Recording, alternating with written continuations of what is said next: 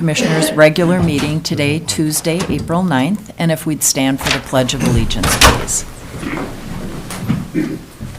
I pledge allegiance to the flag of the United States of America and to the republic for which it stands, one nation, under God, indivisible, with liberty and justice for all.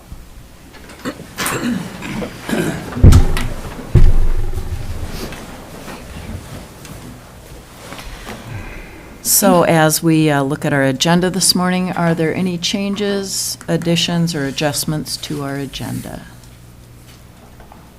Any changes or adjustments? If not, I'd entertain a motion. Motion to approve. Thank you, Commissioner Storley. Is there support? Support. Thank you, Commissioner Johnson. We have a motion and support. Any further discussion? All in favor? Aye. Aye. Opposed? Motion carries. We'll move on now to our public comment period, an opportunity for citizens to appear before the board. I've done a little scanning in the audience today, and so at this time, the public will be welcome to address the board on matters of county concern. When invited to speak, please speak into the microphone for clarity, sign in and state your name, address, and the topic you're addressing. Members of the public may speak respectfully for up to 5 minutes, and the public comment period is limited. All right, we'll begin this morning, and I see that Carolyn Dry is here already at the microphone. Good morning, Carolyn. Hello. Well, it's unfortunate that we don't have the visuals because Administrator Jerky has been telling people to watch it to find out what the story is. So is there some way to get this online so that... The meeting is online right now. Everyone is seeing it. We're just not seeing it on our monitors. Oh, okay, good. Thank you, Carol. Okay, so I wrote a letter to all the commissioners, and I asked that that be included in today's records. I'm not going to read the whole thing because I have additional concerns. The orchard was started 8 years ago. I started it by asking the sheriff, Pat Elias, and if we could put some trees in his land near the jail, because I had started a project giving orchards to in law enforcement and prisons, and now I've done like 93 of them.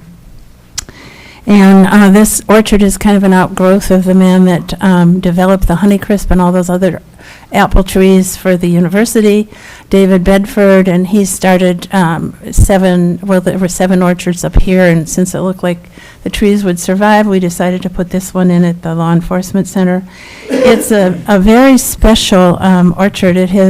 Diane Booth was very active, I was very active, Ray Black was very active, and we got a grant. Diane got a grant from the Lloyd K. Johnson Foundation. I got a grant from the Cook County Co-op.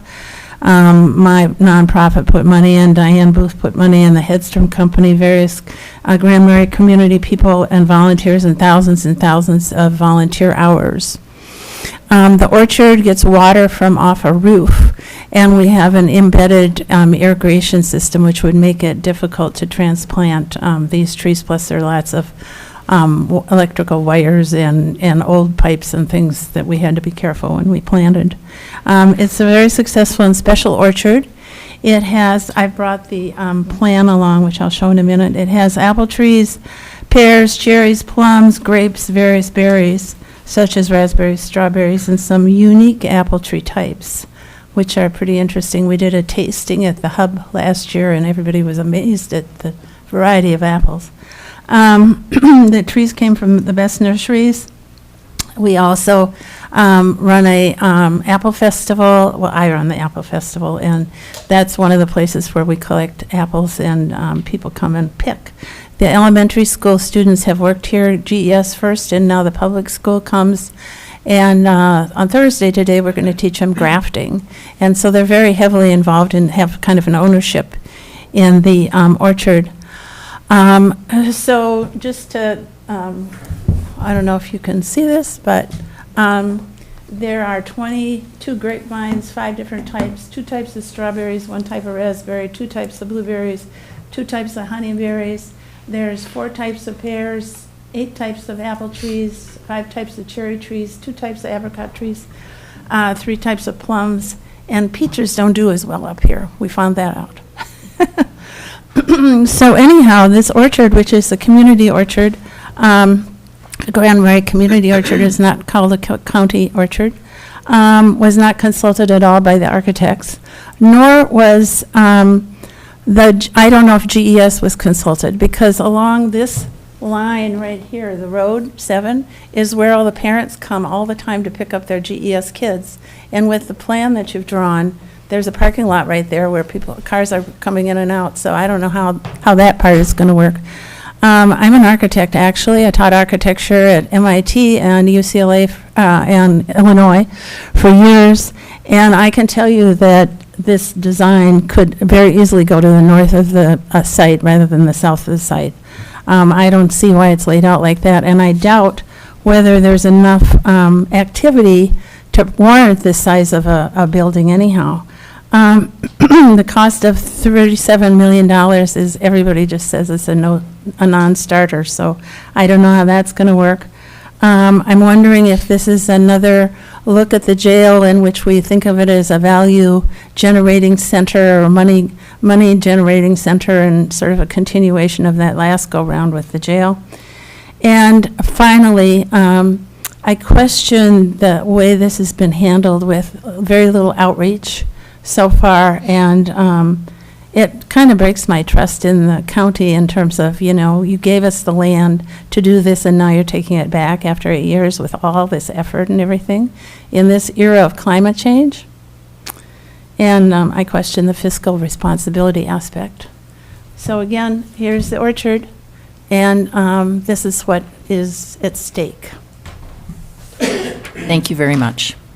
Chair Sullivan? Are there, Excuse me. Chair Sullivan, can we get a picture of her layout? Somehow, can we get that on camera? This? Yes. I Just so if the people would be interested in seeing it. Unless it's on a website of yours. It's not on a website. It's at the orchard. It's the guide to where things are. Right? Just a question if we have Yeah. the And at ability the or bottom, not. it lists the different types of trees, and, but every single tree is labeled here. yeah, Okay, I don't know that the camera would have the level of detail okay. that's needed, but thank I you. could get you a Xerox of it. or a Okay, picture if please you do. want. That'd be fine. Thank you. All right, are there other members of the public that wish to speak this morning? Reminder to please state your name and address as you begin. Lloyd Speck's my name. And Lloyd, your address? 2068 West Highway 61. Thank you so much. When you want me to start then. You can start Oh. anytime. I came here today to speak for a lot of taxpayers that live in Cook County and are against the proposed Justice Center. I'm a sixth generation myself, and I and other locals born and raised here feel like we're a minority now and see the county that our ancestors built change drastically and not all for the good.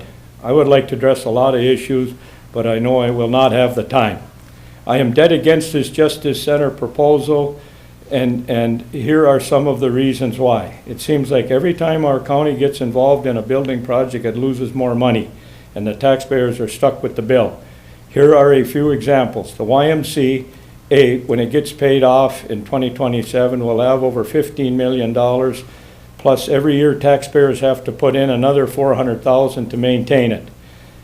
And also the capital improvement planning says another close to $3 million will have to be spent in the next 5 years. We were told it would maintain itself. It's another lie. Superior National Golf Course is another one. And that we will have over $14 million invested when the last payment is made in 2037. $1,800,000 is still owed. Payments of $160,000 per year are made with the lodging tax now. It still has not produced a revenue for the taxpayers of Cook County like it was intended. Next is the Cedar Grove Business Park. Over $1.6 million has been invested when the last bond payment will be made. There were 36 lots that were supposed to sell for $60,000 apiece. Only 4 did. The other lots averaged about $28,000. There's 3 lots left to sell, and the taxpayers are left holding the bag for about $800,000. Another reason I don't trust our county decisions. The next is the EDA. It was started in 1989. The first levy was only 41,000. Now the levy's almost $500,000. A total of close to $6 million has been spent on levies just for the EDA. Levies nearly $500,000 a year now. Is it worth it? Other counties I checked with our size, they don't have EDAs. They don't have business parks. They don't have YMCAs, golf courses. They try to live within their means. And then also on special levies, we got a hospital that loses $1.725 million a year alone, and we got a school that loses another $1.6 million, and other special tax levies that total $3,886,000, which that gets added on to our regular levy of every year, which puts the total amount up to over $16 million that people have to pay for. And that's another reason I think we've got to start living within our means, and we can't turn around and keep building and building if we know we can't maintain it and stuff. And then when I talk to other counties, county commissioners in other counties, I ask them about our counties because I want to try to compare and see if I'm out of line with my thinking or not. And they tell me they can't describe all the high levies and pay raises, and they can only in Cook County, and they only call it insanity, and they will never use Cook County for a comparison in their workman comp study because they said we can't pay our employees what's being paid in Cook County. And I feel until our administrator and our commissioners take the time and talk to Brady Powers about the numbers in each of the department, they will never make the right decisions and find a balance that the taxpayers can afford. It's numbers, numbers, numbers. And I know this board or this administration does not concentrate on numbers. Until you learn to concentrate on numbers, we will never reach a balance. And they should check with other counties our size and maybe even twice as big. And that's why this is another main reason why I'm so skeptical about this Justice Center. I remember when our last administrator and board wanted to put a $6 million expansion on the jail. Myself and a few others formed a group called CFR, and we put a stop to it. We proved that it did not make sense to spend $6 million to save $60,000 on transporting prisoners. And I even had members that are on this board now, or one anyway, called me up and said it was the best decision that ever was made. So you got to really put a lot of thought into things before you think you can start building, because it's always the maintenance down the road. We've got over 13 million now with over 25 buildings we've got to take care of. And the taxpayers were told if we hire an administrator, it would save money, reduce costs and taxes. So far, it's been true. And I hope Mr. Yorkie will look into better ways to try to make things get balanced. When Frank Moe was county commissioner, he made the comment, the county is going to have to address the personnel and services sooner than later and encourage the citizens to come and take their county back. We are the 6th smallest county in the state, and we spend more on government per capita than any other county in the state. We are one of the 4 lowest counties in the state for wages, earning $40,000 to $45,000 a year. There's many people on fixed incomes here, especially the locals born and raised here, that are scraping to try to get by. Another reason some on this board think we might need this new building, we've been hiring like crazy since 2018. We've hired 30 more full-time employees. Another alarming fact that in a 4-year period, 2 $1 million pay raises were given. And the year before that first $1 million, they were also given a 6% pay raise besides, thinking it would keep employees from quitting. Well, this didn't happen. 23 people quit after they gave the $1 million pay raise anyway. Our wages for Cook County employees in 2015 were $5,600,000. For 2023, they were over $10 million, with another $3,335,000 of benefits, for over a total of $13,424,000. This is just another reason we can't afford a Justice Center. Mr. Speck, until this administration you have about changes 30 seconds left. their spending habit, is going to be very hard for the retired and common working person to stay in Cook County. Our heads of our 10 departments make $1.5 million alone without benefits.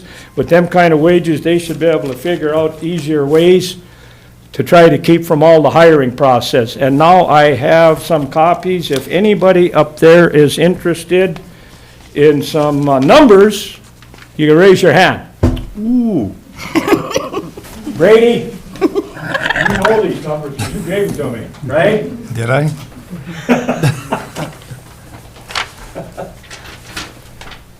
Something for you But I too. mean, the bottom line is, numbers, numbers, numbers. Numbers don't lie. Thank you, Lloyd. And Madam Chair? The information that Mr. Speck provided in his oral comments, can we get a copy of those? Yes? Yeah. Oh, sorry. I couldn't I didn't hear- see write in the fast corner. enough. That's old age. There you go, new glasses. Lots of old age and lots of chemo. Okay, thank you. Oh, well. Yeah, or, I don't have a machine, I don't even have a computer. Huh? we'll get in touch with you to get copies. Oh, sure. Thank you so much. Are there other members of the public that wish to speak this morning? Any other members of the public that wish to speak?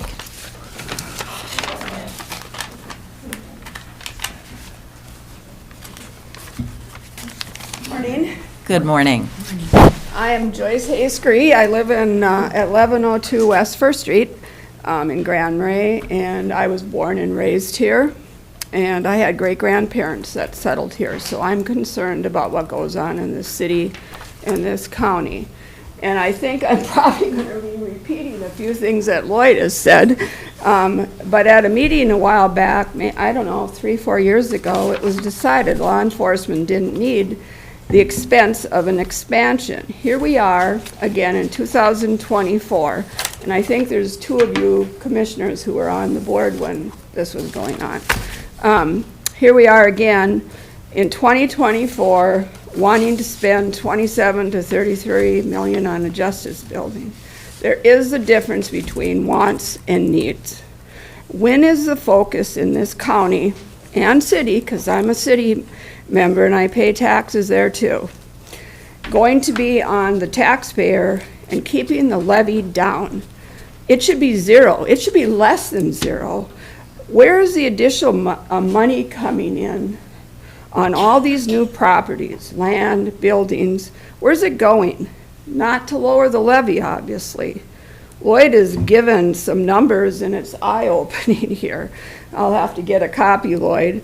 What is spent in our government, the cost of living up here, I don't need to tell you that, how high it is, and it's unfortunate that young people can't stay here because of this. $1,300 on housing, which is what supposedly affordable housing. I don't believe that's affordable for a worker. Anyway, I don't believe, and this is maybe off what we're talking about, I don't believe in tax abatements that we're doing either. Why should the county residents pay a higher levy to benefit increased profits for others?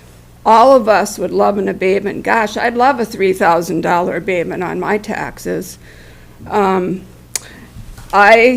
want you to know that what I'm saying to you here is the opinion of many people in this city and this county.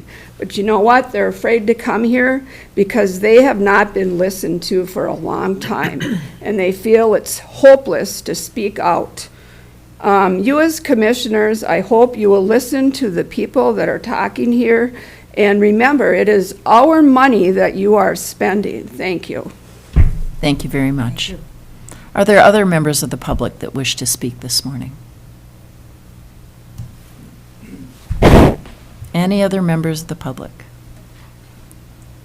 Sorry, I'm getting out of the way here.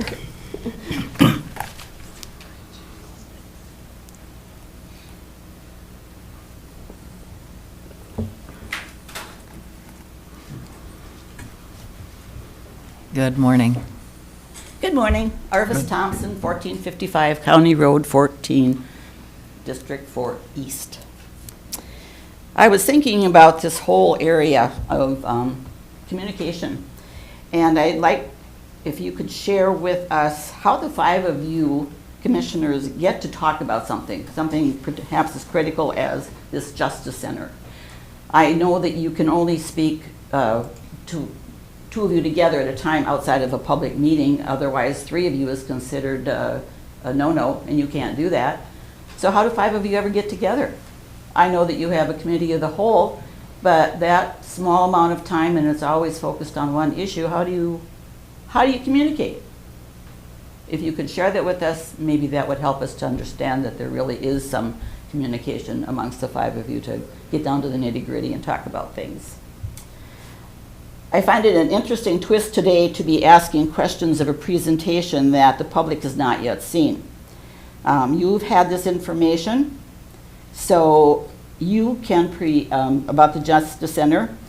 So as you go through the presentation, perhaps you could also clarify some information, and I have a couple questions to present to you. Before I do that, though, I would wonder if you would consider adopting a term or a set of terms that clearly refer to the Judicial Center and what you are doing. Throughout this plan that we're going to see, the word courthouse is used. It does not refer to the current courthouse, however. It refers to the courthouse system in the new Judicial Center. People's minds do not differentiate between courthouse 1, courthouse 2. Courthouse is courthouse. If you could do that and then consistently use it in your publications and in your discussion, I think it would make the ongoing discussions so much easier for people and yourselves to understand, so you know exactly what's being talked about. We have a plan. We have a potential cost. Under the best circumstances, Cook County is still going to have to come up with $33 million. That's a lot of bonding, a lot of levy, and there are still lots of pieces that are missing. If and when the costs go over what it is that you may get in your bonding or your levying or however you get your financing, who's going to pay for those overruns? What are you going to do? Shut the doors on the construction project until you have another year to gather money? How does that work? Do these cost estimates include 2 years of staffing and equipment relocation? Who is responsible for the financial upgrades to the Gunflint Trail and the street in front of GES? Stoplights and a truck runoff, just for a couple starters. Is this design done in phases so the Sally Port, et cetera, that we've all agreed needs to happen, can be accomplished standalone? That's the only thing that people have agreed upon. If the Justice Center happens, we still have how many more buildings to have to complete deferred maintenance on? And the old courthouse, what's going to happen to that? I don't see anything in the plans that talks about that redesign or what that cost is really going to be. $33 million doesn't begin to touch what's down the road for us. Who are you hiring to maintain this complex? What are the estimated annual costs for each phase for the labor? How much equipment will you need to invest in this standalone building? You've got a window in the front that looks horrendous. It's like a skyscraper. That's equipment, that's people, that's a whole new experience.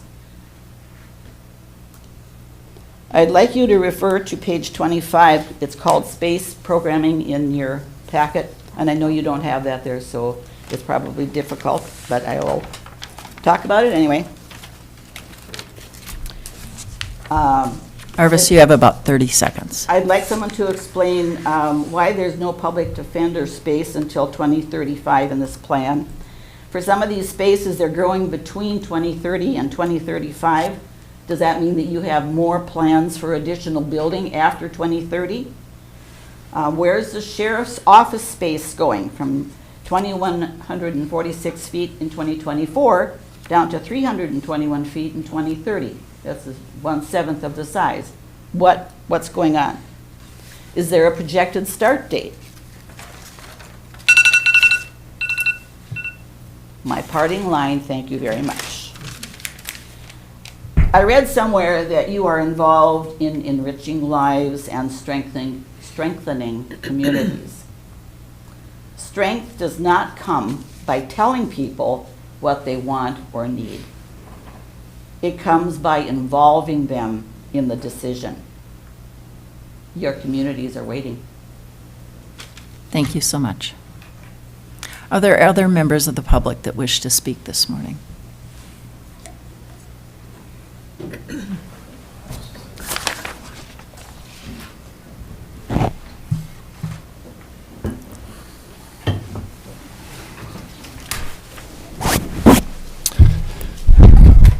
My name is Gary Gamble. I live at 11 4th East 3rd Street, and I sat where you are sitting now, and before I became a commissioner, I did come before this body, and I made a comment.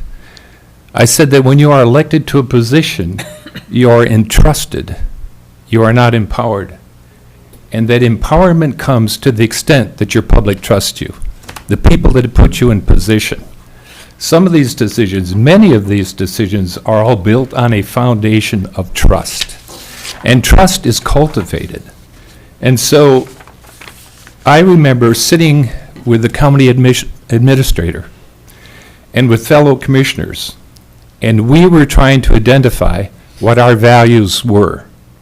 And my comment was that if we identify our values, we need to understand that the county, the people of this county, have a right to hold us accountable to those values. And so it is like a mission statement, is like a purpose statement. Anything that defines what it is that directs you in decision-making is an important element of decision-making. So when you are elected to a position, understand you are entrusted. And when you are entrusted, you build trust with your community, and your community, in response, believes to enable you to move and make decisions on their behalf because you have earned that trust. To the extent that you haven't earned trust, you usurp authority, and you operate because you are in a position of authority. And that's why people stay away. That's why people won't speak, because they have learned not to trust you because of what you have demonstrated. That is a hard thing, and it really is a moral issue. And if we have a moral bankruptcy in our decision-making and we make decisions based upon emotion, which often happens, and who we know, and not through rolling up our sleeves and doing hard work of understanding and explaining and listening, then we will erode that trust. So it's foundational to every decision we make.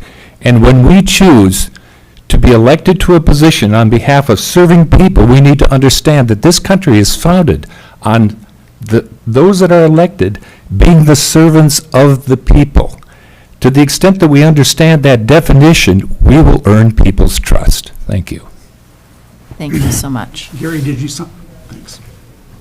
Are there other members of the public that wish to speak this morning?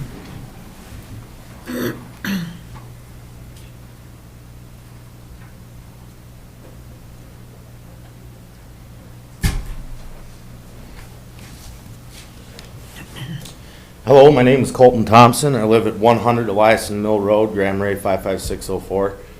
First of all, I'd like to thank everybody for taking time out of their busy day to be here. I think I can confidently say that I'm the youngest one in the room right now. And I'm here to speak not in support of the Law Enforcement Center or against it. I'm just here to bring up some concerns from people that are my age that are living in this county. My friends, my classmates, your sons, your daughters. We all share a very deep concern about where this county is going, where the money's being spent, how we're going to be able to start families. I'm assuming most of you already have families, and none of you are trying to start a family and find a job and work up here for the next 30 years and procure a piece of property and build on it and, you know, create a future for yourself and others. I moved down to Rochester last year to try to give that a try. And down there, you're required to have a gross monthly income of 2.5 times your rent. I was lucky enough to find a job at $23 an hour, which gave me just enough to afford my rent. I just got a raise yesterday to $30 an hour, working up here with basically as much overtime as I want. And it's not necessarily feasible to try to do the things that I would like to do. I want to have a family. I want to stay here. I'm a third generation local. My lovely uncle's sitting back there in uniform. You know, my roots run deep. And there's nothing I love more than this community and the people of it. But the way that the money's being spent is giving us no choice but to move out and leave. So, like young Mr. Speck presented you with the numbers, with the why, and the hospital, and the new building, and the upkeep, and just the sheer concern for the amount of money that's being spent and the lack of due diligence in regards to where that money's coming from, who's paying for it. I mean, I don't see 1,500 people moving in every year, buying properties, starting families. There's no workforce. There's nowhere to live. So I'd really like you guys to take that into consideration when moving forward, because there's people like myself that would like to stay here and keep this county going and stay true to our roots. But you're leaving us with no choice. It's really sad. But thank you for your time. You guys have a good day. I'm gonna get back to work. Thank you, Colton. Are there other members of the public that wish to speak this morning? Anyone else? Going once? Going twice? Ah. Good morning, Judge.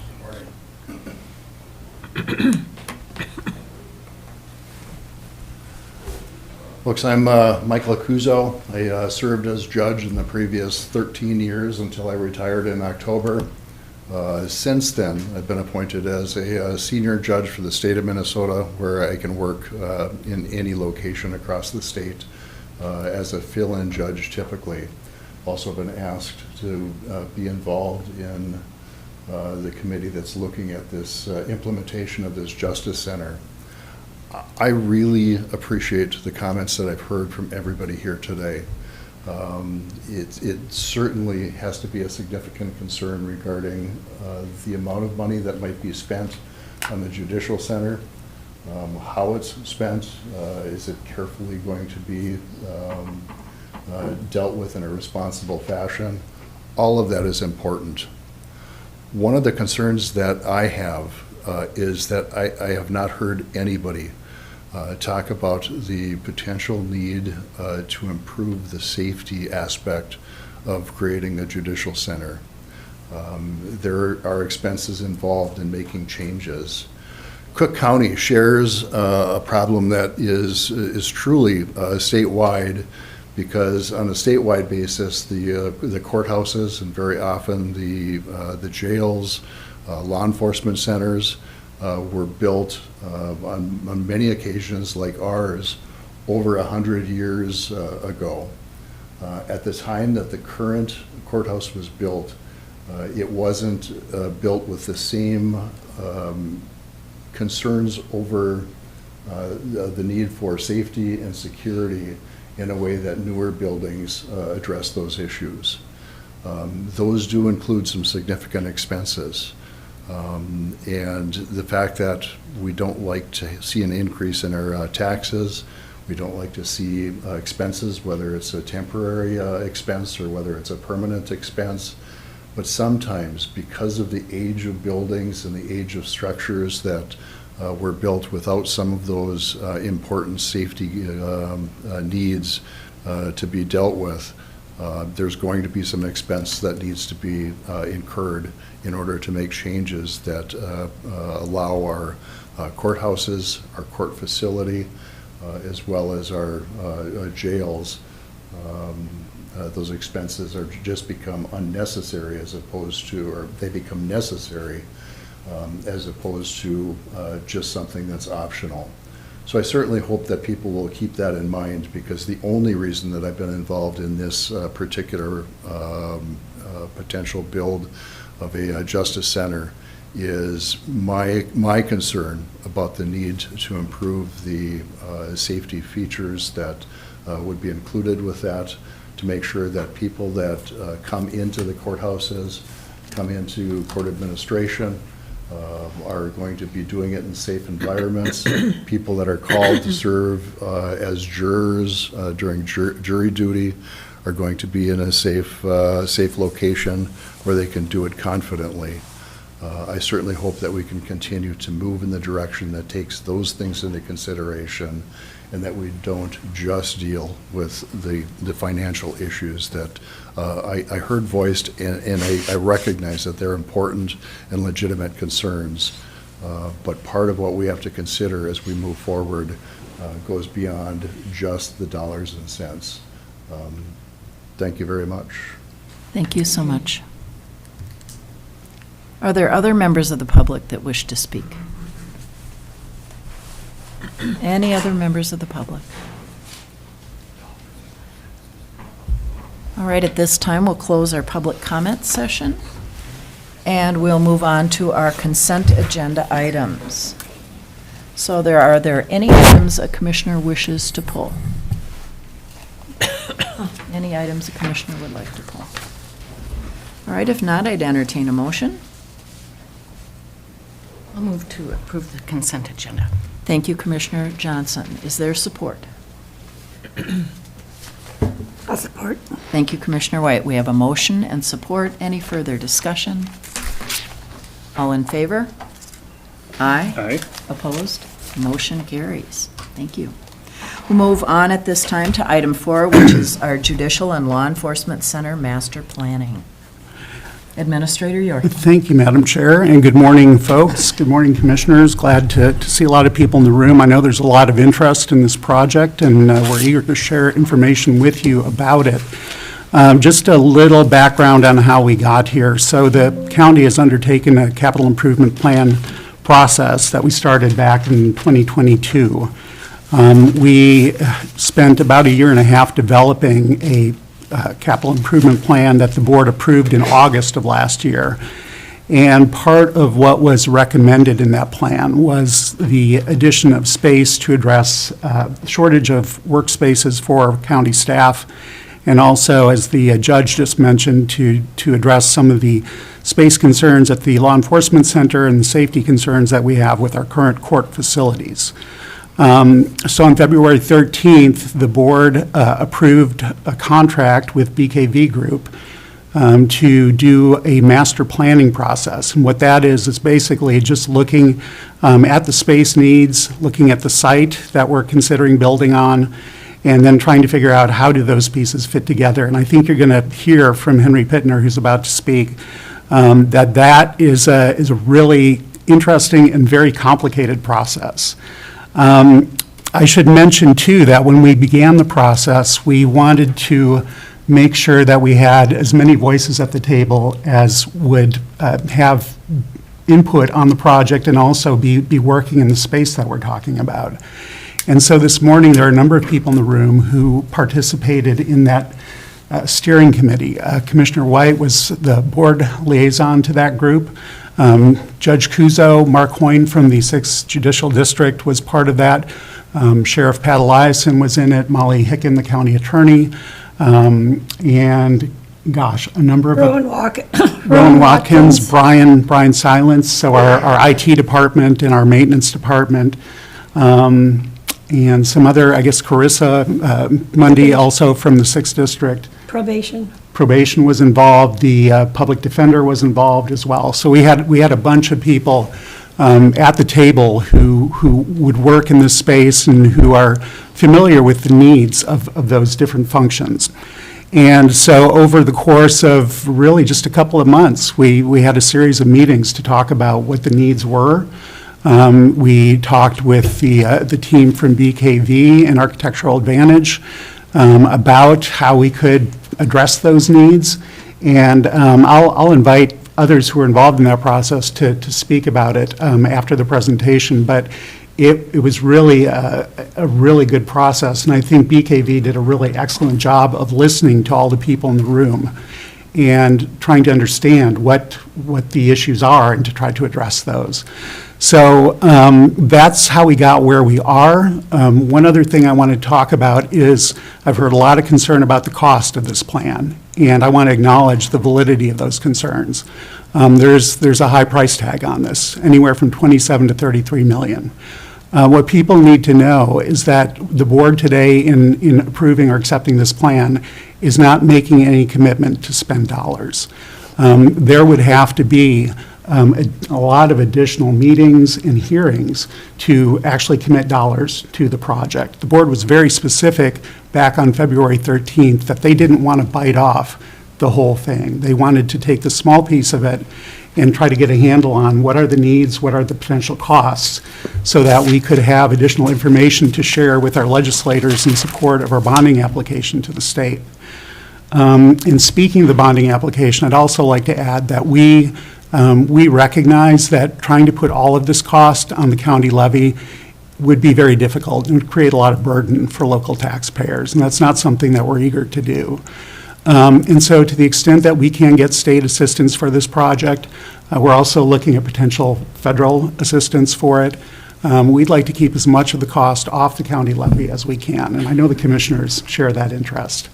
So we are pursuing those other sources, and there's a lot of work yet to be done. I had a chance to talk with Mr. Speck at the end of last week, and he was asking, so what's this going to do to my tax bill? And my answer is, honestly, we don't know at this point, because we don't know how much additional support we might get from the state and the feds. And so until we have that information, I don't see this board making any decisions about whether or not we should move forward. And so that's something that people should understand. This is the decision that the board makes today on approving this plan does not commit us to spend additional dollars, and it does not make the train leave the station, as it were. So a lot more discussion would have to happen before we decided to move forward with this. And I just want everybody to be clear on that point.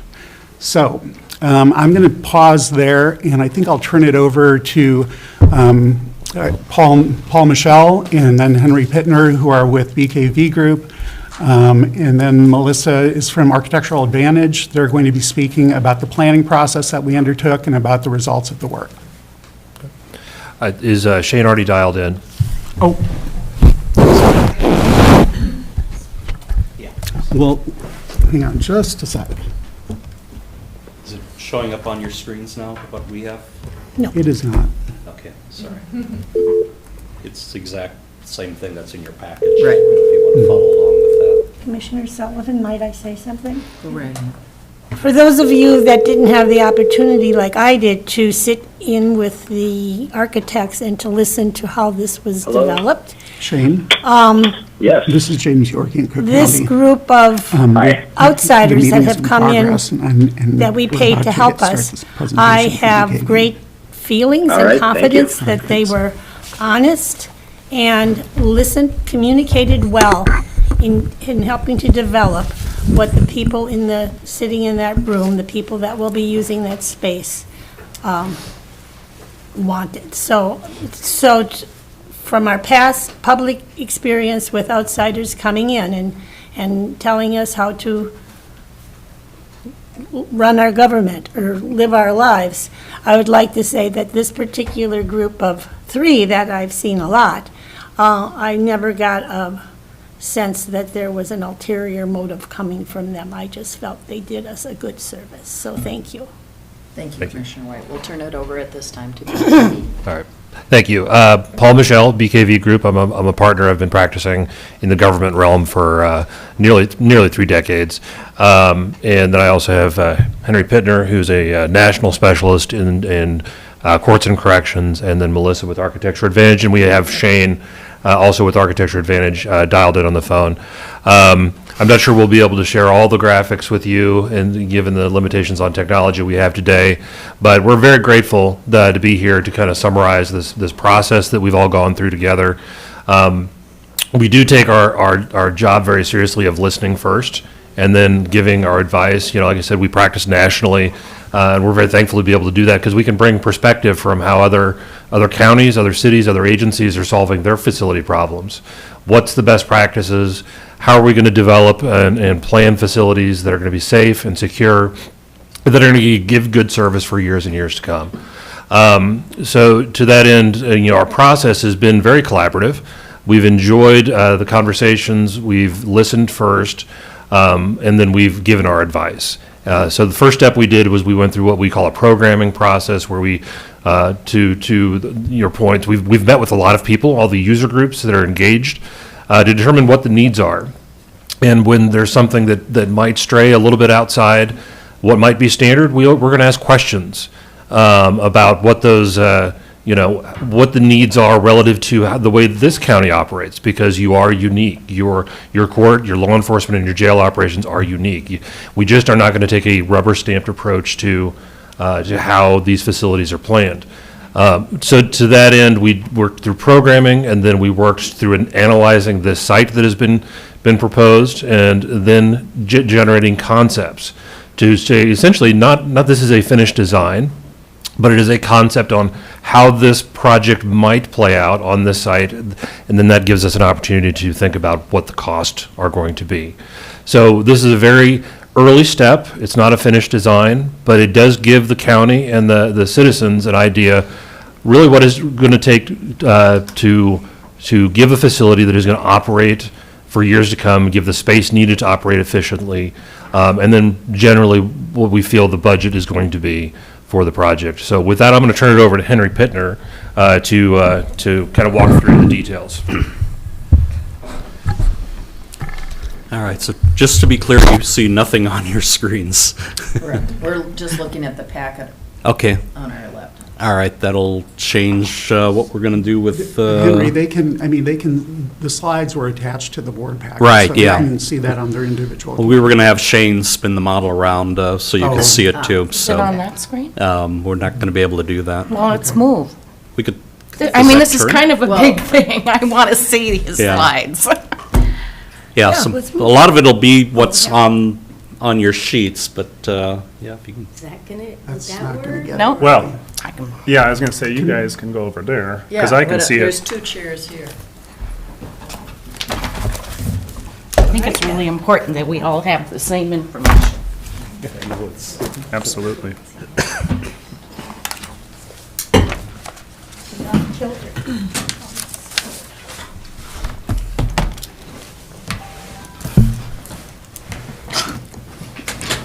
That one doesn't move.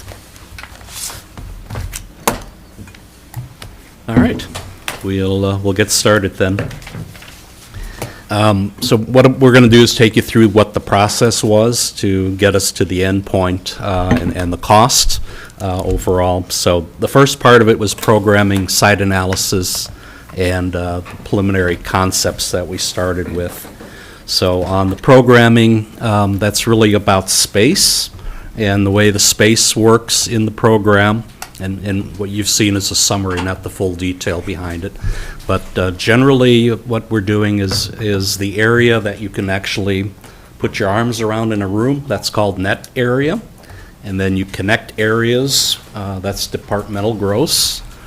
So when you see those acronyms, DGSF, and then you add a building factor to that, gets you the outside walls and all the other connecting pieces that work, but we try to get as much detail as we can throughout that piece. So you're just seeing the summary here overall of all the components, and so what basically is happening in all of this is we've measured everything you have currently, so we know what all the areas that your teams are working in, and then there are standards that the state has, and then national standards that apply to courts, apply to the sheriff's office, things like that. So we then took a look at see what those standards are, and in talking with your teams, understanding how the spaces might be used, we came up with a size for the room itself that was needed. And so that is that category that says 2032 standard. So if somebody is in a room that used to be a storage room, for example, and it's maybe 80 square feet, and they're in an office, that might be 100 square feet or 120 square feet. So that gets them to a standard so that you know what you should have versus what you have currently. Okay, so those are the first 2 columns as you look at it here. So your actual numbers and then what the standard should be. And then you can see at the bottom, we added the building grossing factor to that. Then what you do from there is you project towards the future If there's additional staffing that is required, that were identified by each of your teams throughout, we included numbers for that as we moved forward. So at the end of the day, we have a pretty good idea of the areas that we need functionally, and there's really not a whole lot of extra stuff. Yes, sir. Could you speak a little bit about the sheriff's office line? In 2024, it's 2146. Yes. And then it goes down. That is pretty confusing, isn't it?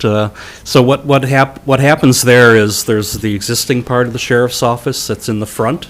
And so what we did was, in counting what you have versus where you're going in the future, the difference is about 776 square feet. So I was trying to capture what the bottom line would be versus what the total sheriff's office is, so that you could identify the new parts that are being built. Thank you. So that's how that's set up. Okay. With that, we also then looked at, under the staff and parking requirements, how that all went along with the numbers. They are, for the most part, pretty stable as you look through it. Court staff through 2050 adds one position overall. The sheriff's side also adds one position in the whole period of time. And then what that leads us to are the parking numbers that we need for the facility. So we've identified the public and parking that's required, the staff parking and all of that. So at the end of the day, we needed to know that to make sure the site can accommodate what we need. We clearly can accommodate the staff parking areas for the sheriff and the courts. We're right at the bare minimum that we need for the public in that area. And as you know, it's important to make sure it's all on the site, because there's not a good place to park anywhere else, like you do here on the street and things like that. Yes, sir. Thank you. Another just point of clarification there, it's the area required for a space is 350 square feet. I'm assuming that includes some driving area as well. Yeah, so if you think about a typical stall, 10, just 10 by 20, and then you have half the aisle that comes to that. So that's how you get to the 350. Thank you. And then, that gives you enough to get the driveways and everything else moving along with that. Cool. So anyway, at the end of the day, you're not adding a lot of staff. You're getting to standard and getting the right kinds of spaces that you may not have had to begin with. So that's kind of the bottom line of the programming piece. So there's plenty of detail behind it, but these are the summaries of that. So we take that, we then look at the site to see what the opportunities and the constraints are overall as we look at it. So site opportunities, really, as we add on to the sheriff's office and the jail component of it, you have to kind of see how things work functionally, and then where you can put that on the site. So you'll see the number one is the area that is adjacent to the sheriff's office. It's in the blue. And then parking should be separate from the public in that area for the sheriff's team. So we have the appropriate parking zones there. And then number two in the purple or pink, whatever it looks like on your sheets, it varies on computers as you look at it. That would be the basic building site for the new courthouse component of this whole Justice Center. And then the green line that's marked number 3 is the connection between the jail and the courts, making sure we have that proper connection coming through.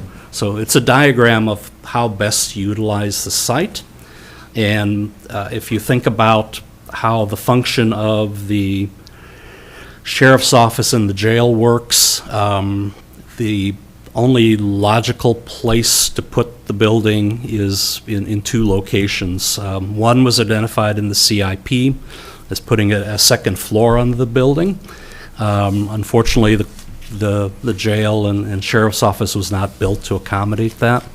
And then the other part is where we're showing it so that the connections are right, so that the public access works.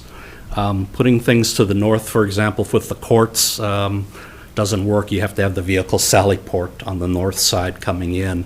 So that extension is being made there. So there's logical flows that we were looking at to make sure these things worked all the way through. And then you can see the parking identified. The big A is the public areas with opportunities then for the entrances from the public side. So kind of a one-stop shopping area basically for the public, so it's easy to identify where you're going. And then the separate B item for the sheriff's area, and then at the bottom of the screen is C, which is the parking area for the whole judicial staff and team there, coming off of 5th Street. One of the other great opportunities of this site is we'll be high enough to look over the top of everything, so we'll still maintain a lake view from the south side. As you look at it, that's obviously a huge benefit to this site in being able to see the lake from that. So those were kind of the opportunities. I have a question. Yes. Please. Is there land on the north side at all? Is there land for development?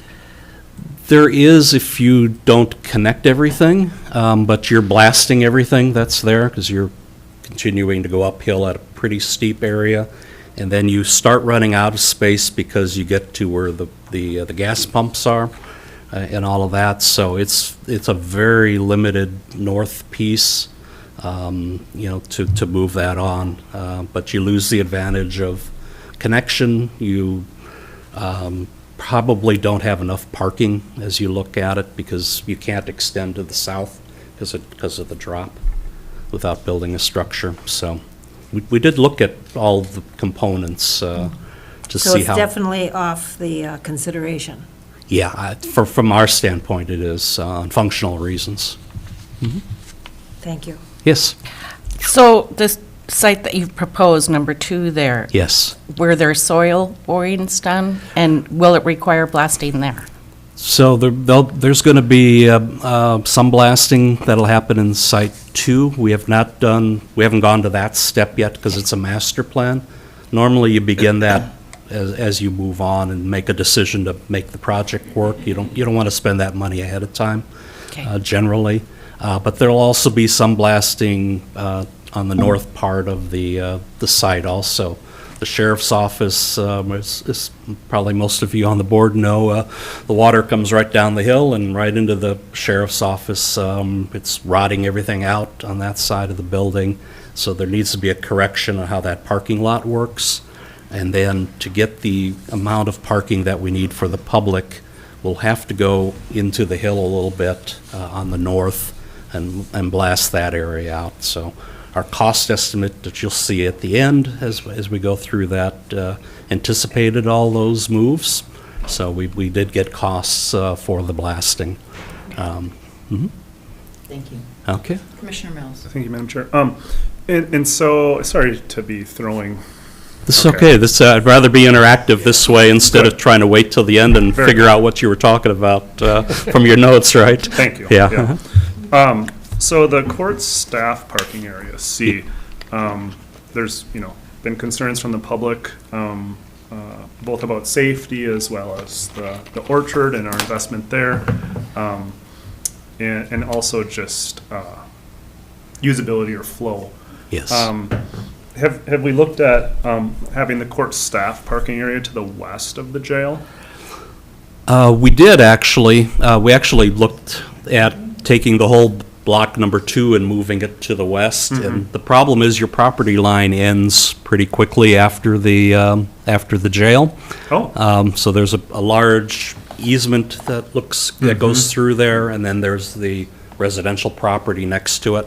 So there's not enough room to move everybody within your own property line. And then up above, the northwest, I guess, where we already do have some parking. That Up just here? does. Up by B, or? I guess, yes, yeah, or, I'm sorry, just west of the blue. So just west of 1. Just west of the blue. You have your radio tower up in that area? Thank you. Yes, sir. Yeah. So there's just not enough space with that There's not gravel enough, area. yeah, it's not a very big site, and, you know, we've ended up stacking the building appropriately and functionally to make it work properly, but normally we would have a couple of floors anyway on a courthouse just to get the access properly put in.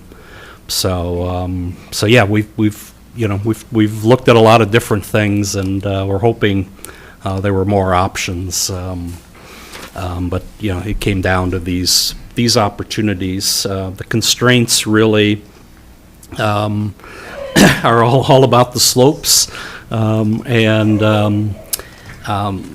so designates that issue of the water coming into the building at that point on the sheriff's side. B, the slopes there are just, you can't park on it because it's so steep going up in that area. And then C was identified for the width. It's only as wide right now to allow access in and parking on a 90-degree piece, and then you have to come out and go through. So it doesn't allow for drop-offs and those kinds of things that are needed. So that needs to expand to make that work. Other fun things are, again, the slope D going back down to Fifth. It's gentler, but there's still a lot of fall there. And then E and F are the utilities that come to that southeast corner of the building, to the mechanical space. So that's,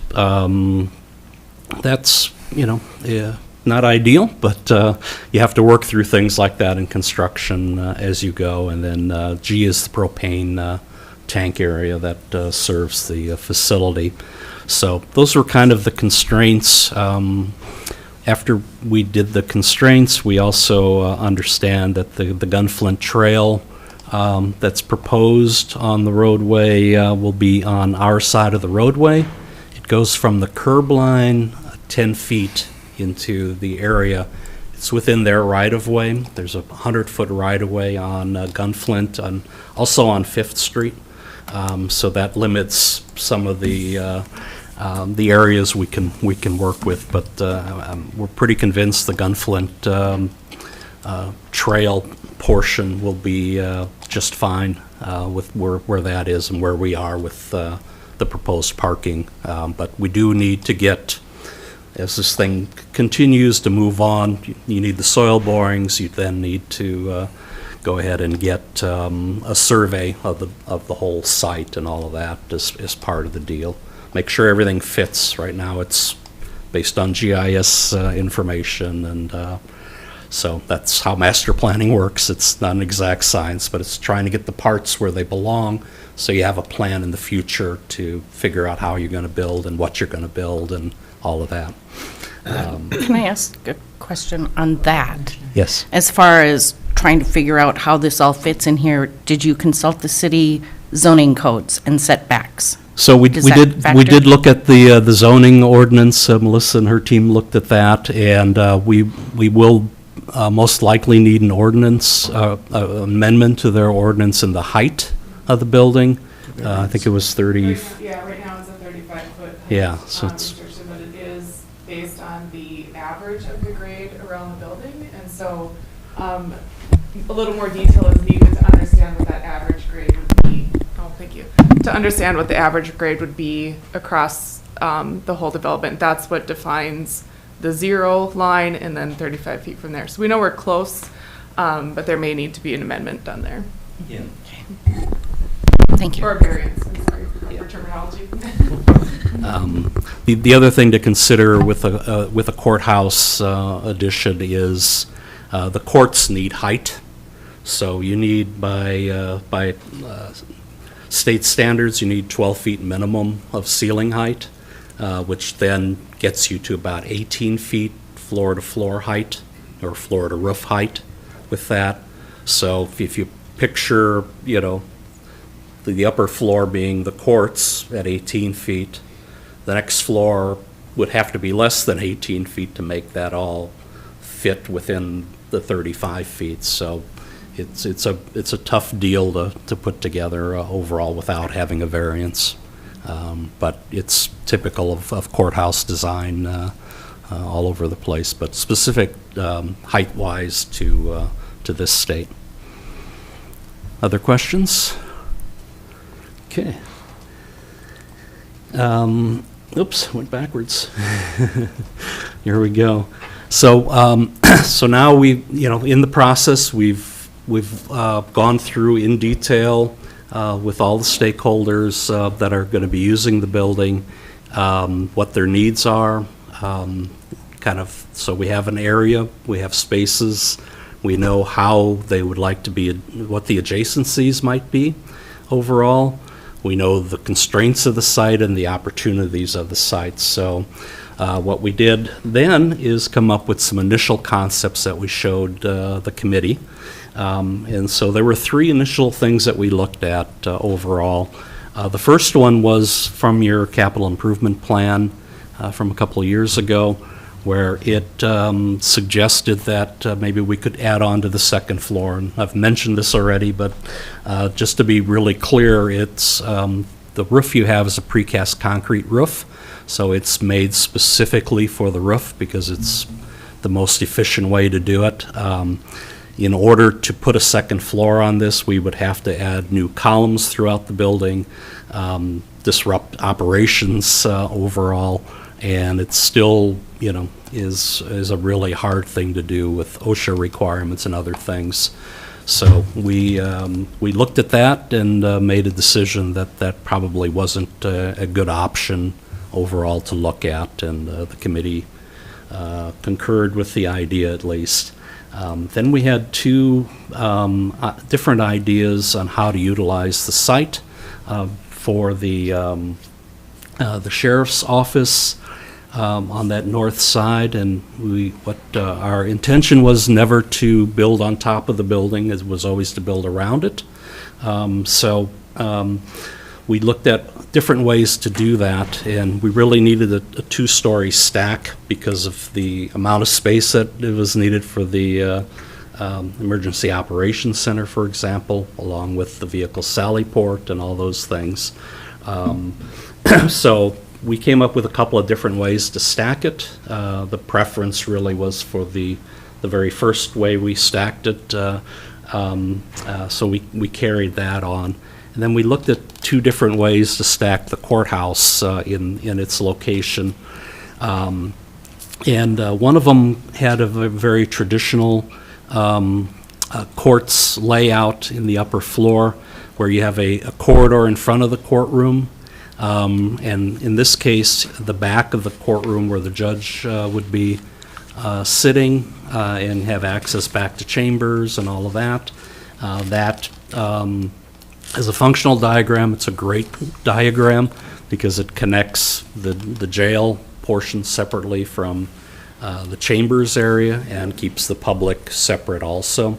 So they all meet in the courtroom eventually as part of that goes. So we looked at this. This was, I think everybody agreed it functionally made some sense, but it didn't take advantage of the opportunities of the view, for example. So we looked at the second concept,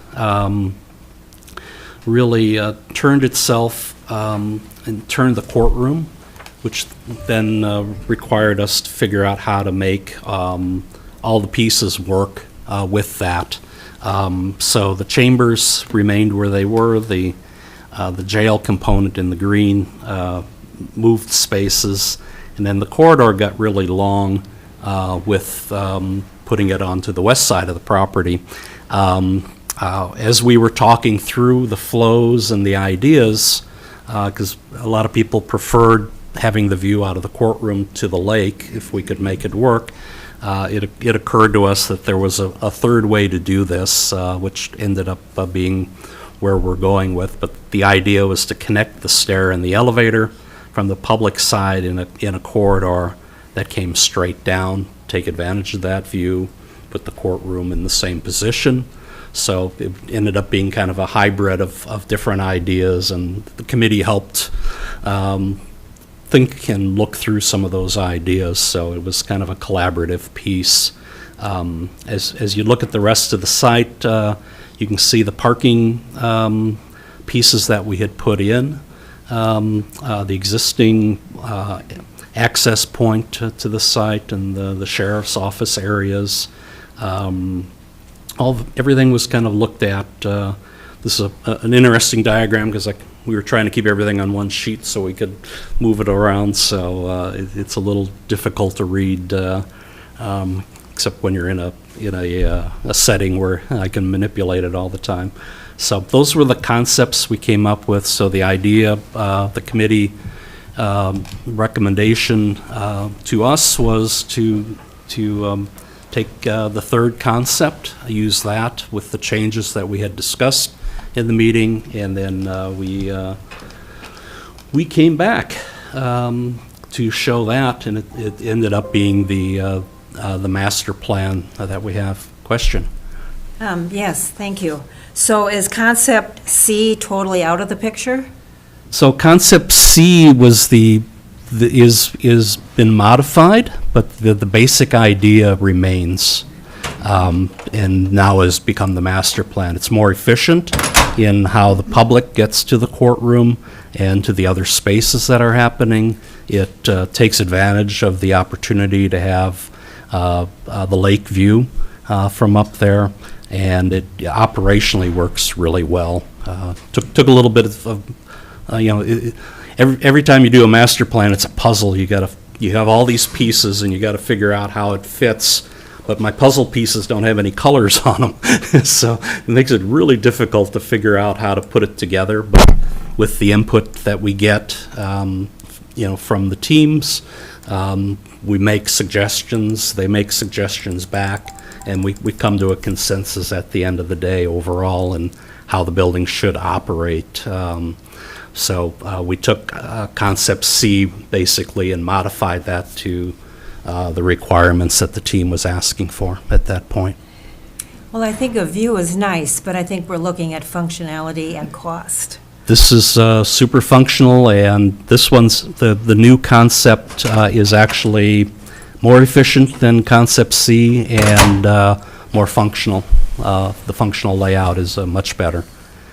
Instead of coming around and going down a long corridor to get into the courtroom, you're coming straight from the elevator and the stair right into the courtroom. So that'll be the next piece here. But Commissioner Mills. Thank you, Madam Chair. I'm assuming the herringbone parking is just to get it all to fit? yeah, so what happens when you have 90-degree parking? You're about 65 feet total width, parking to parking, with the aisle in the middle. So if you duplicate that, you have another 64 feet. We would be just about in Gunflint land, so we're at a 60-degree piece, so that crunches down. It allows us to get the drive to come through. You can see how the arrows show the direction. And at the time that we did these initial concepts, we weren't sure what we were doing with the northern parking lot. It turned out, after talking with our civil engineer, there wasn't really any way to park anybody on that. We'd have to blast it. The other consideration was the access points up there. You have multiple ways to get to the pumps right now, so that was a concern. And then other concerns on the site were, like how do you get rid of snow and things like that. So all these kinds of things were talked about and discussed, so that we have a plan that we think works for everybody that was involved. with Yeah. us. I have a painting background, and I just know it'd be a nightmare to paint those Yeah. stripes, but if that's what has to happen, It that's... does, unfortunately, yeah. So, and I'm showing them at 10 by 20 to get, make sure we have the full, when you master plan, you want to, it's not as precise as the final drawing set, so want to be sure it all fit. So we're right at the edge of it, and the further east I go, the more drop happens there too. So we want to be sure we covered all of that, and your property line starts to be right at that point too. Thank you. Okay. Commissioner I want to just make sure that I understand your terminology. Yes. So concept B, standard court configuration. Yes. And concept C, or the new concept C that we don't have yet. Yes. Is modified. Yes. So when you say the standard court configuration. Yes. Does that relate to anything with those standard numbers at the beginning of this presentation? They're all, the spaces are all the same. It's how the room is configured. So in a traditional courthouse, new courthouses, what you have is you have a public corridor. Let's say this is our table is the public corridor, and then I'm the courtroom. And so I face that thing. You're coming off an elevator right to that area, right through the court, public floor, restrooms and all that are right there. But it's straight on, and all the components then fit. So Paul would be, on the side of the detention holding, for example, and my left hand would be where the chambers would be, or they might be behind me in a corridor. That's a private corridor. If we had more than one courtroom, you could do that, and jury deliberation and those kinds of spaces would be there. But it's a logical sense because you're usually pairing two courtrooms. So if my Mountain Views were courtrooms, you have a core in the middle that goes up that serves as the detention holding between the courtrooms. We don't have two courtrooms, we have one courtroom. So I can move that core wherever I want to without any penalty because this is not a standard configuration. It's done a lot, but I can take you to a lot of courthouses, but there are very few one courtroom courthouses in the country that are new. Most of them are modified from older buildings, things like that, much like you have here, even though it was built purposely the way it was. So that's the difference. So you can see in the diagram here, the public corridor, and then you're coming straight through the sound lock, the public space to where the judge is sitting. So that's when you go to the other one, we've turned the courtrooms, exact same courtroom, but we turned it 90 degrees. So what in this diagram, we're coming from the left, coming through, and the judge sits here, and the chambers and everything else are behind the judge. So that's the modification, not standard. I couldn't add another courtroom onto this this configuration the way it's laid out. So Is the square footage the same for both concepts? So we're not the- adding more? The interior spaces are, the connecting links are a little different between pieces, so, and again, it's a diagram, so it's not an exact science, so in the first concept in B, there is, it's pretty efficient upstairs, you can see the corridor in front for the public isn't that big compared to this one, which, pretty much doubles in size. So that was one of the things we discussed in the meeting, in how do we get people into the courtroom more effectively. The wayfinding is so important, you're under stress coming in as part of the public. So you want to be sure all that works, and it turns out to be more efficient in how we get people there. So it feels much like the standard courtroom configuration, but turned to take advantage of the opportunities we have here without affecting function, without increasing the size of the building. Commissioner? Yeah, and my next question has to do with cost then. Is there a cost difference between A, or concept B and your modified C? Not as drawn, because the concept A, it was efficient upstairs, but it wasn't as efficient downstairs. There's a lot of space in the middle.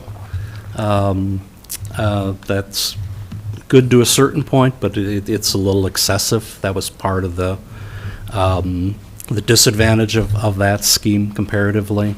So overall, both of the schemes were within 1,000 square feet of each other as we measured them as a concept. And our new one is actually a little less than either of these are. Because as you start developing it more, you start maneuvering a little tighter and make things happen, because you're trying to figure out how the puzzle pieces fit together. So this is really, as you progress further and further, you get more efficient and add your structure and all kinds of things to it, so it makes sense as you put it together. Thank you. You bet. All right, so we went from 3 ideas to 2 ideas to 1 idea, and the 1 idea is our current master plan that's proposed for you. So this one, site-wise, the overall context of the site compared to like the sheriff's outbuilding, for example, and the pumps up here, things like that. And then we're starting to show some of the areas that we would have to blast and put some retaining walls, perhaps, as the stone goes away. Presumably a lot of stone there, but from what we know. So this site really is, the building kind of slid a little bit behind the existing jail on the south side there, kind of in that zone. The parking from the other schemes kind of moved along. I sat on 5th Street for 2 different mornings to watch how the kids were going in and out of the school and the parents were dropping off, and it's pretty busy there for a little bit of time, but having 2 ways in and out of our space is helpful in that area, so that we don't have to come into this zone, for example, in the morning. We can come back here and it goes past the kids. Or if it's more advantageous, you can come in the front as the parents are parking. When you look at the overall site, one of their drives is right here in this zone. So we've gone past the 2 areas where they were going in and out. So we try to pay a little bit of attention to how that works, because it does affect traffic flows and all of that.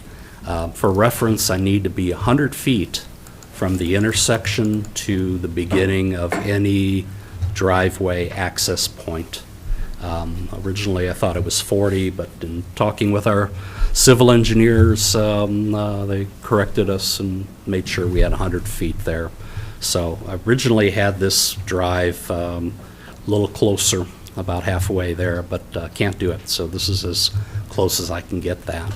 Commissioner Mills. Thank you, Madam Chair. I've had some feedback from Good Expectations School there. My wife is the business manager, and they were sent information, and number of concerns were brought up. One question they had was about the double entrance. Yeah. And if that's really necessary, because clearly it has 2 potential disruptions, right? And, yes. And 2 curb cuts, of course. And there is, based on the challenges they already have with parent drop-off using the bus area and just parking and all that, Yes. there's this suspicion that parents would also use the courthouse parking area, So it's just one of those things that's very difficult to get everyone on the same page and enforce and keep smooth. So just wanted to learn more about those thoughts. Yeah, so the parking areas is needed to separate the staff from the public. There's plenty of issues with that. Very typically, there's some control to the parking areas also, whether there's a fence or a gate or things like that. So we haven't gotten that far into the discussion of how much security we need, but it's really typical in a lot of modern courthouses now. Okay. And for the record, it's similarly, you would do the same for the sheriff's area. Ideally, you would separate that from the public also with a gate, and you can understand how important some of these things are. Are two entrances absolutely needed? No, it's convenient. And as things continue to develop, we can certainly look at that and how we would turn around at the end. So it's, you're trying to elicit response in a master plan too, and think of things that other people have worries about. So, I don't know if it's better to be in front of where they are. I can't get there, or behind them and passing past them as they're trying to cross the street. Right. Yeah. So I don't know what the right answer is for the school and the parents that are going there, but there's a lot more that needs to be done. And, Yep. but we're showing options at least to allow something to happen as we move forward. Thank you. So anyway, as you get closer in view, I know it was hard to read on your printouts, so I was trying to get it a little easier. The other thing that's a little odd about this is it looks like the court parking and the public parking are all at the same level. They are not. It's just, imagine if you cut through my Mountain Dew bottle, you'd see the edge of the building, and then you would still see what's happening at the desktop along with whatever's up here. So that's what the view is. So the view that we are showing is the public access view for the court area as we come through, and then it's similarly the same for the sheriff's area. But you can see there's opportunities to close off areas if we go in that direction for the sheriff's office. Same with the court area. The good news is the access point always remains the same off of Gunflint as we come through, and that's really the best spot there after you take the big curve coming down the hill overall. So that's kind of the site. We're within the lines of the property, and we're not impacting like the tower or anything like that as we come through on the site.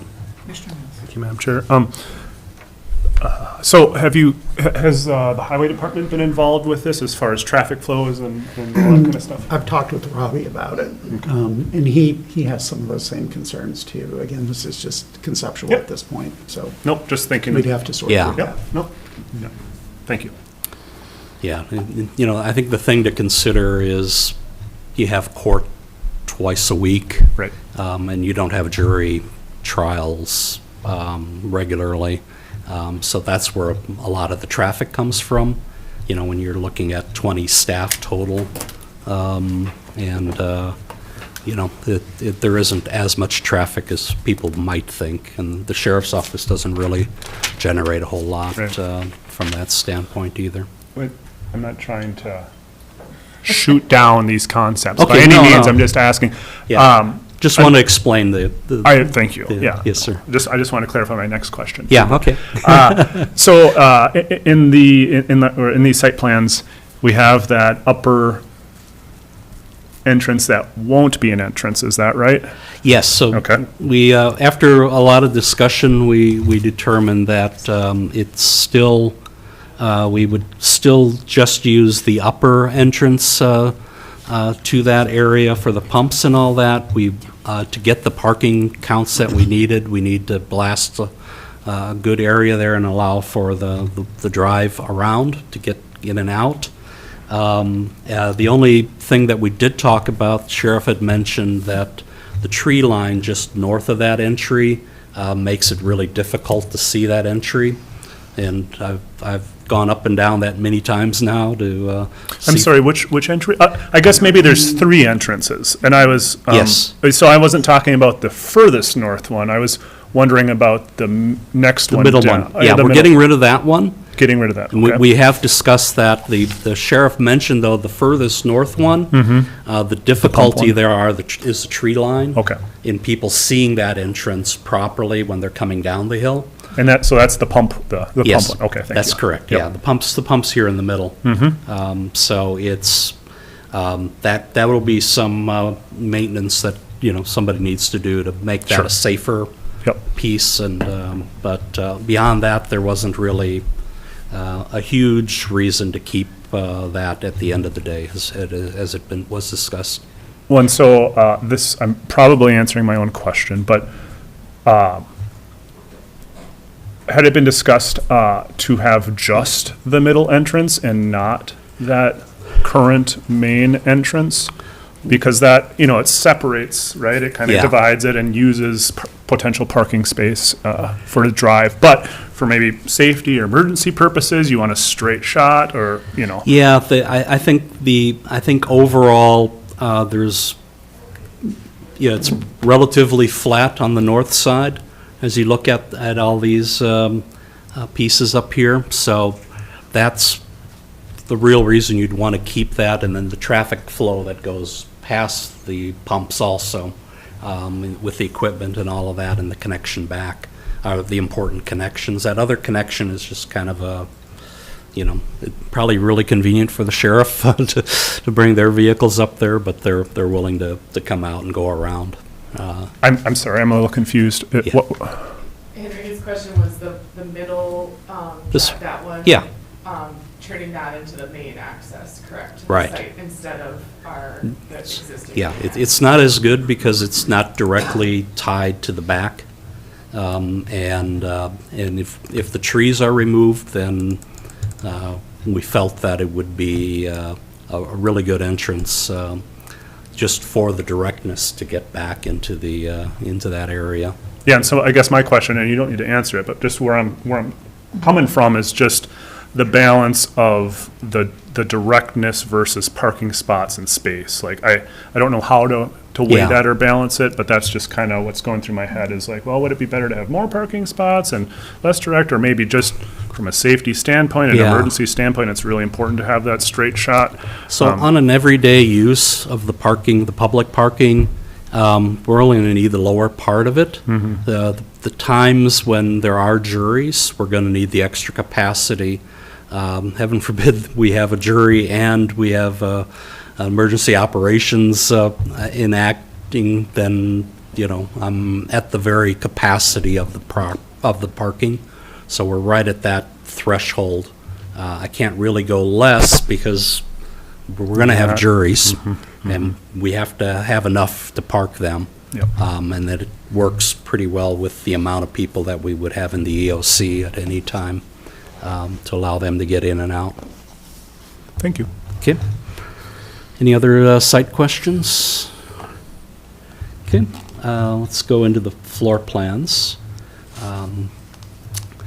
So we have, let me go into I'll start with the main level. So I've skipped a sheet for you here.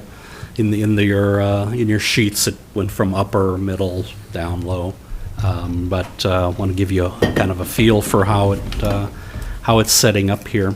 So the sheriff's office is pretty simple. Everything you see in the blue in the floor plan part, that's the existing sheriff's office. The color is what we've been adding to it. The parts that are on the main level, that are on the public level of the building, really are the operations component of the sheriff's office, room for their deputies as they're coming in and off the road. They have a real need for evidence that was severely limited in the building, and its location and all of that really. So what we've done for that is we've created an entry here. The yellow pieces are kind of a secure vestibule. You can't pass go from here to get into the building unless you have the right credentials. So anybody going upstairs to the EOC can't get into the sheriff's office, for example. So there's an elevator and a stair there for EOC use. By the way, the EOC is multifunctional, can be for training and other uses there. It could actually be open to the public if there was a need for that also. We have that. Immediately coming in from the parking then would be the evidence area for the team, so they can do their processing and then have the storage.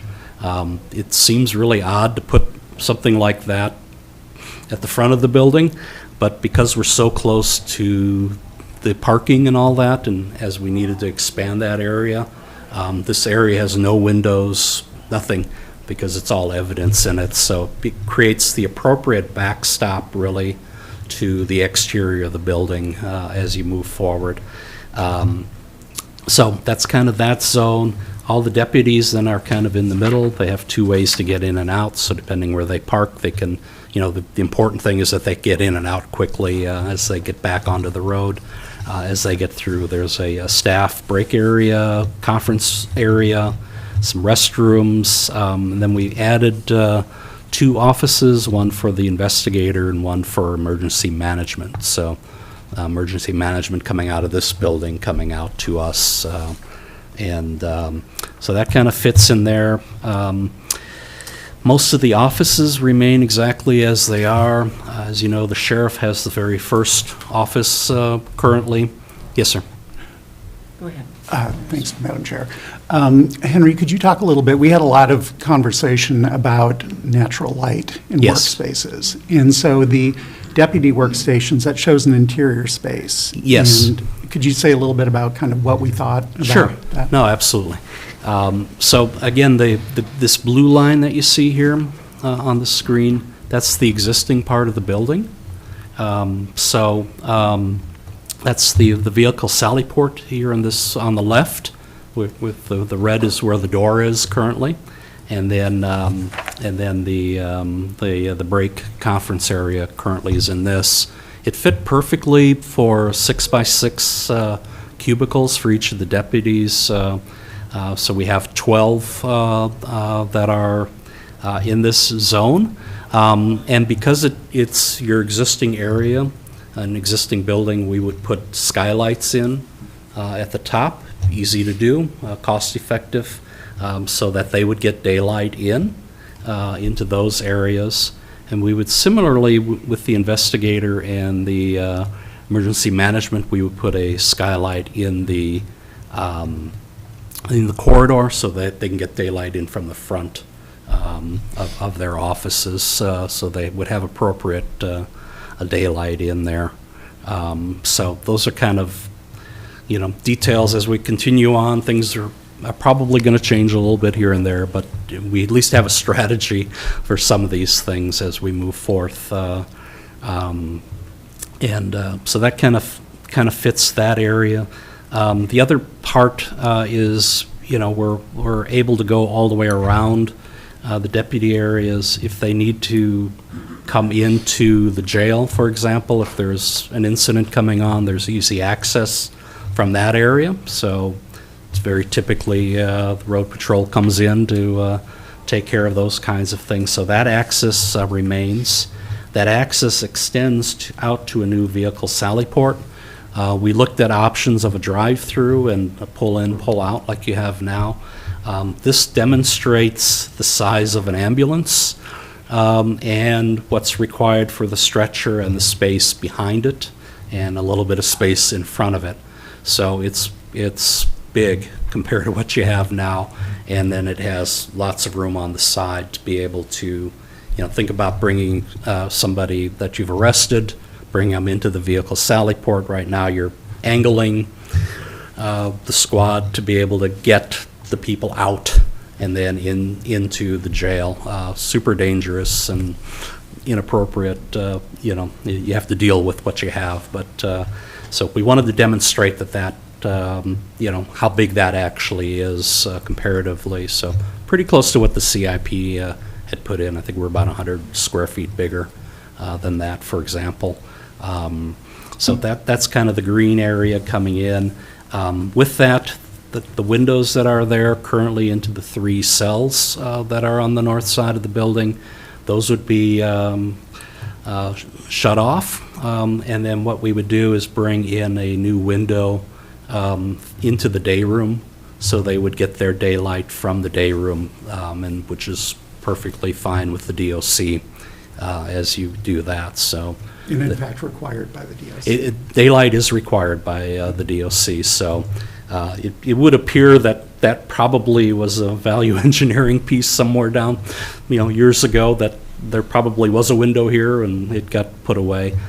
The other good thing about getting rid of those windows is you're not supposed to be able to see into the jail, and you can see right in at that point. So it's technically doesn't meet the DOC requirements. So your fence doesn't come all the way around, and even if the fence did, you'd still be able to see in. So I think it's a little improvement there, but a necessary one, I think. Commissioner Mills. Thank you, Madam Chair. So yes, I appreciate the skylight concept with the deputy office. Have you considered moving the evidence storage to the deputy offices and having the deputy offices on the outside so they could have just a window? We did, and the original drawings actually had that along that wall. And the problem is you're so close to the public, the parking in that area. From a security standpoint, I'm not crazy about having that there. It's the sheriff's office, as we're showing it in this, is a little bit further back. I still have some concerns over that, but to make this efficient and the way it needs to be, it just kind of makes sense. I'm just kind of weighing, the worst case scenario incident versus everyday work and mental well-being. I agree. And so I didn't know if Sheriff Pat and deputies had any insight into that concept and the safety versus mental well-being. Sheriff was in all the meetings with us, and this is where we ended up. The size is pretty similar between the two areas, so in the future, as we think about it further, and if the project continues, that can be done. Thank you. And then the last piece of the sheriff's office really is the main entry point. Sheriff's currently in this office here. And what we are looking to do is there's the visitation that occurs for the jail. There are windows that go into the corridor. What we're proposing is to block those windows off, create a vestibule there that you can bring the public in, somebody that needs to visit with the sheriff or the deputies or the investigator, for example. You can bring them into this conference area in lieu of the sheriff's office. Sheriff was good enough to give up his space back here to the technicians, so they would have adequate space to do what they're doing. So he's in a grossly smaller space than he should have. But that kind of creates that interview space. And then there are the 2 existing deputy spaces that we have are back here. So we are going to take the wall out in between them and create that as the sheriff's office from that. This is the area where evidence currently resides. The chief deputy's space is about half full with equipment and PPE and all kinds of stuff. We'll have an equipment room for that. And then we don't have an armory currently in the building, so they're held in lockers and things like that. So we needed an armory to finish all that off, and that's all inside space, so made good sense to utilize all of that. So so that's the main level of the sheriff's area. That you'll see a stair here on the side that goes up to the EOC. I needed two ways out of that because of the size and the amount of people that might be, and that gave us a little bit of what I call SLOIP, space left over in plan, which created much to facilities delight, a space for a building storage and or the snow blower and things like that that are just kind of hanging out right now in the lobby space. Okay. Then I'll finish. I'll finish the thought here on the sheriff's by going up to the next level, so you can see all of that. So to orient yourself, this was the lobby below with the elevator and the stair access. And again, we're still not allowing people to go much further than that. The EOC would be locked for whatever uses we would need at the time. We have some table and stair storage, and we have a breakout conference room that would serve the EOC. And being a breakout room, you want it close by, but not too far away. But that could be utilized independently of the EOC as a space. And then what we laid out in the EOC is we're basically over the new vehicle sally port area and the other areas that we identified there. So a couple of restrooms inside the EOC along with a kitchenette area. They're in there frequently for very long periods of time, so they need to eat.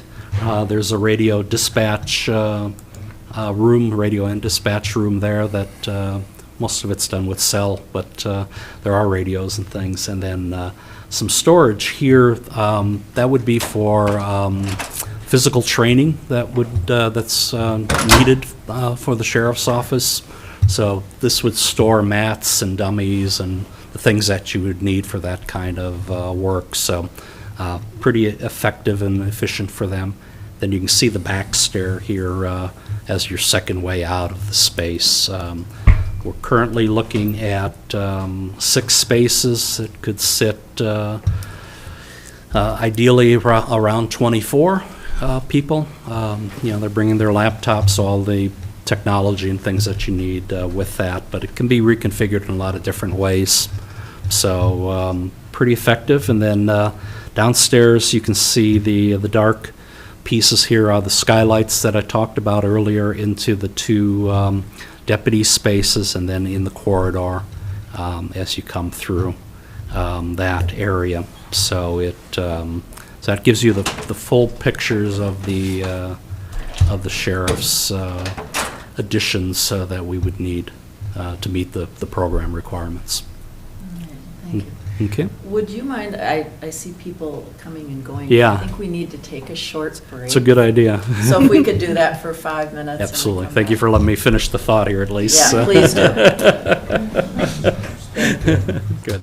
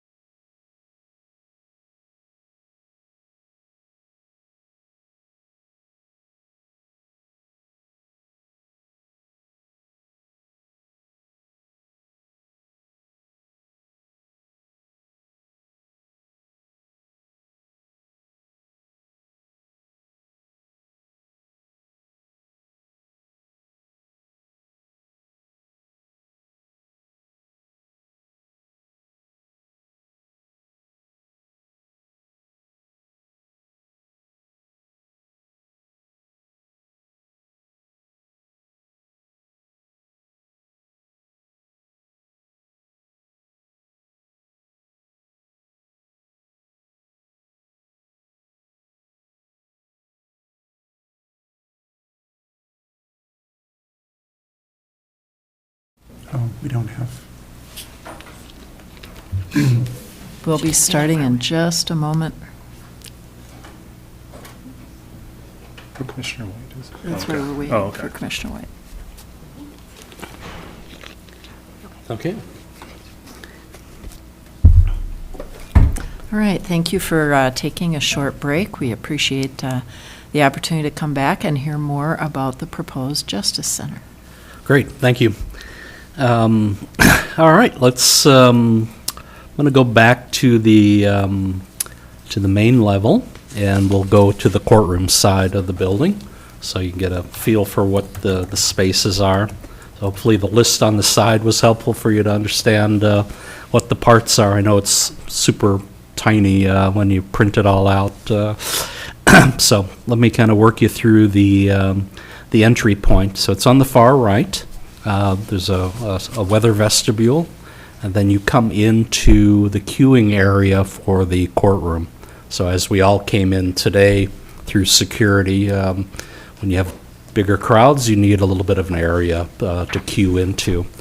We also talked for safety and security, having an officer gun locker room so that when they come in, they can take their weapons and secure it properly, but not in view of the public as they're doing it.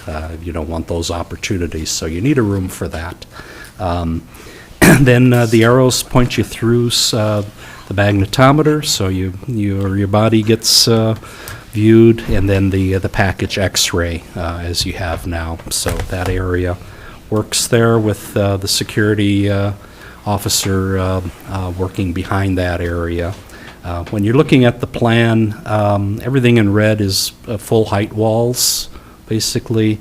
If you see blue, that's interior, that means glass, because what you want in the security area, for example, is if the security officers here, you want them to be able to see all the way around like this and into the public spaces, things like that. And then the little orange walls are kind of like half walls, little pony walls, so that they can see right over that, and there'd be a gate there so they can get in and out appropriately. So that's kind of the security zone as you come through. Nice thing, as I demonstrated, you see all the components. You see outside in this also, which is an important part of security, being able to see what's coming at you.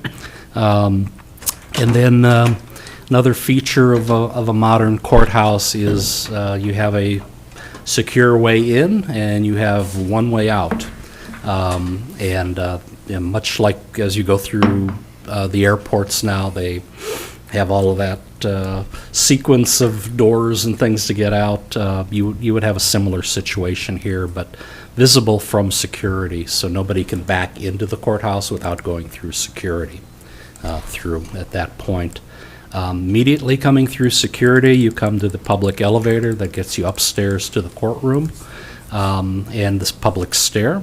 So the wayfinding is really good from that standpoint. You'd have the monitor there saying what's happening on the courts, things like that.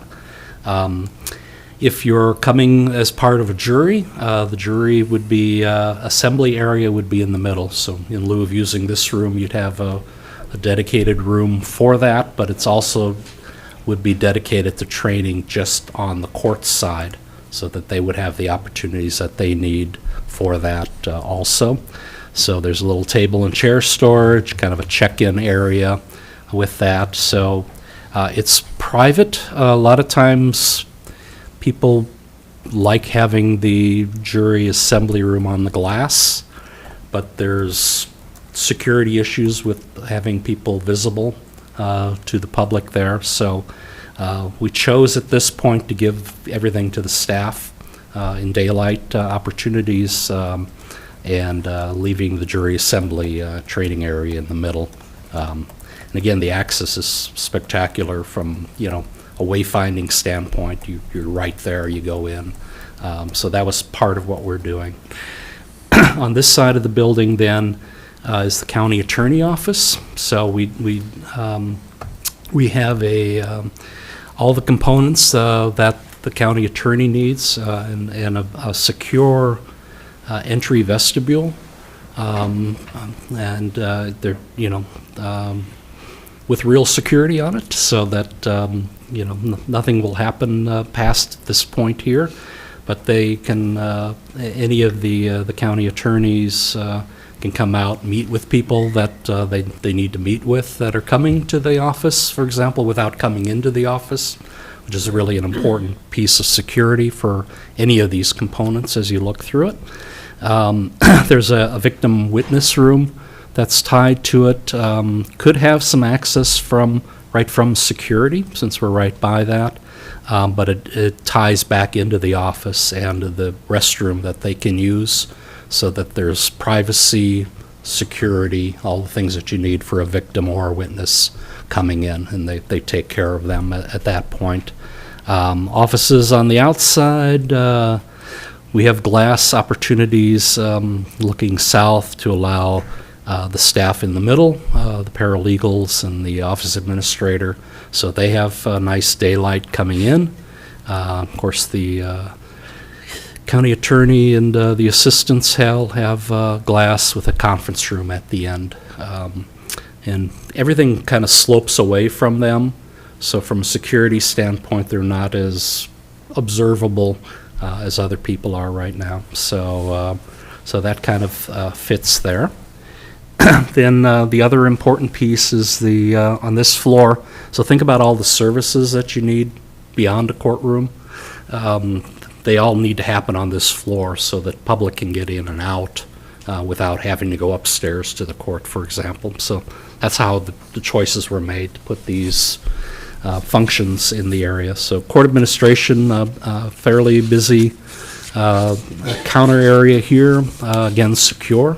But then we do have the self-help center and the law library immediately adjacent and accessible from the lobby side, and with vision into it from the court administration office, administrative assistants that are in that area that would control that. So they would have views into here, so they can advise them on what forms and things that they're filling out, and kind of like, same as you're doing here, but in a secure environment, so they don't physically need to get out into that direction as it goes. There's also a room for video opportunities if something is needed with the courts in that area, so we have that capability.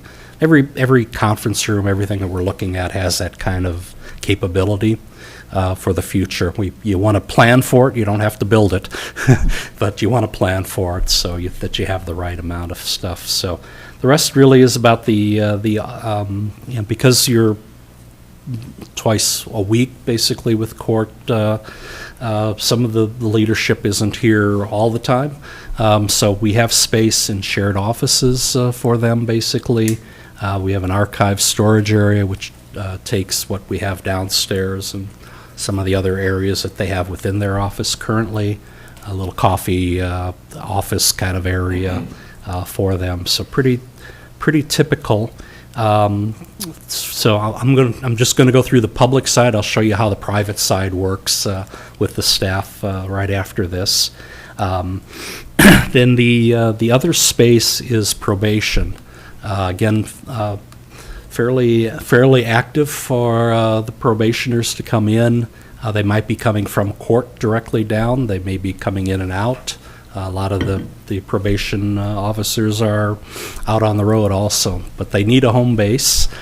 So we have a waiting area with a reception assistant, again, all secure. We have an interview room where the probation agent comes to that room in lieu of bringing them back into the office, again, for security reasons. This is how most probation offices are being done now. So that's kind of right adjacent to it, so the receptionist assistant can see all of that. There is another small corridor here for urinalysis, so sometimes that's part of the interview, sometimes they're just coming in to give their sample. So there's a large restroom, because they have to be observed, and then all the supplies that come with that. So it's a kind of a function, it can function in either direction for probation staff. And there's a back corridor connection to connect all those spaces, so they never go out into the public areas. You know, currently they're using the public restroom, for example, to do the urinalysis, so not a good situation there. Probation offices are shared in the back. There's a little bit of expansion if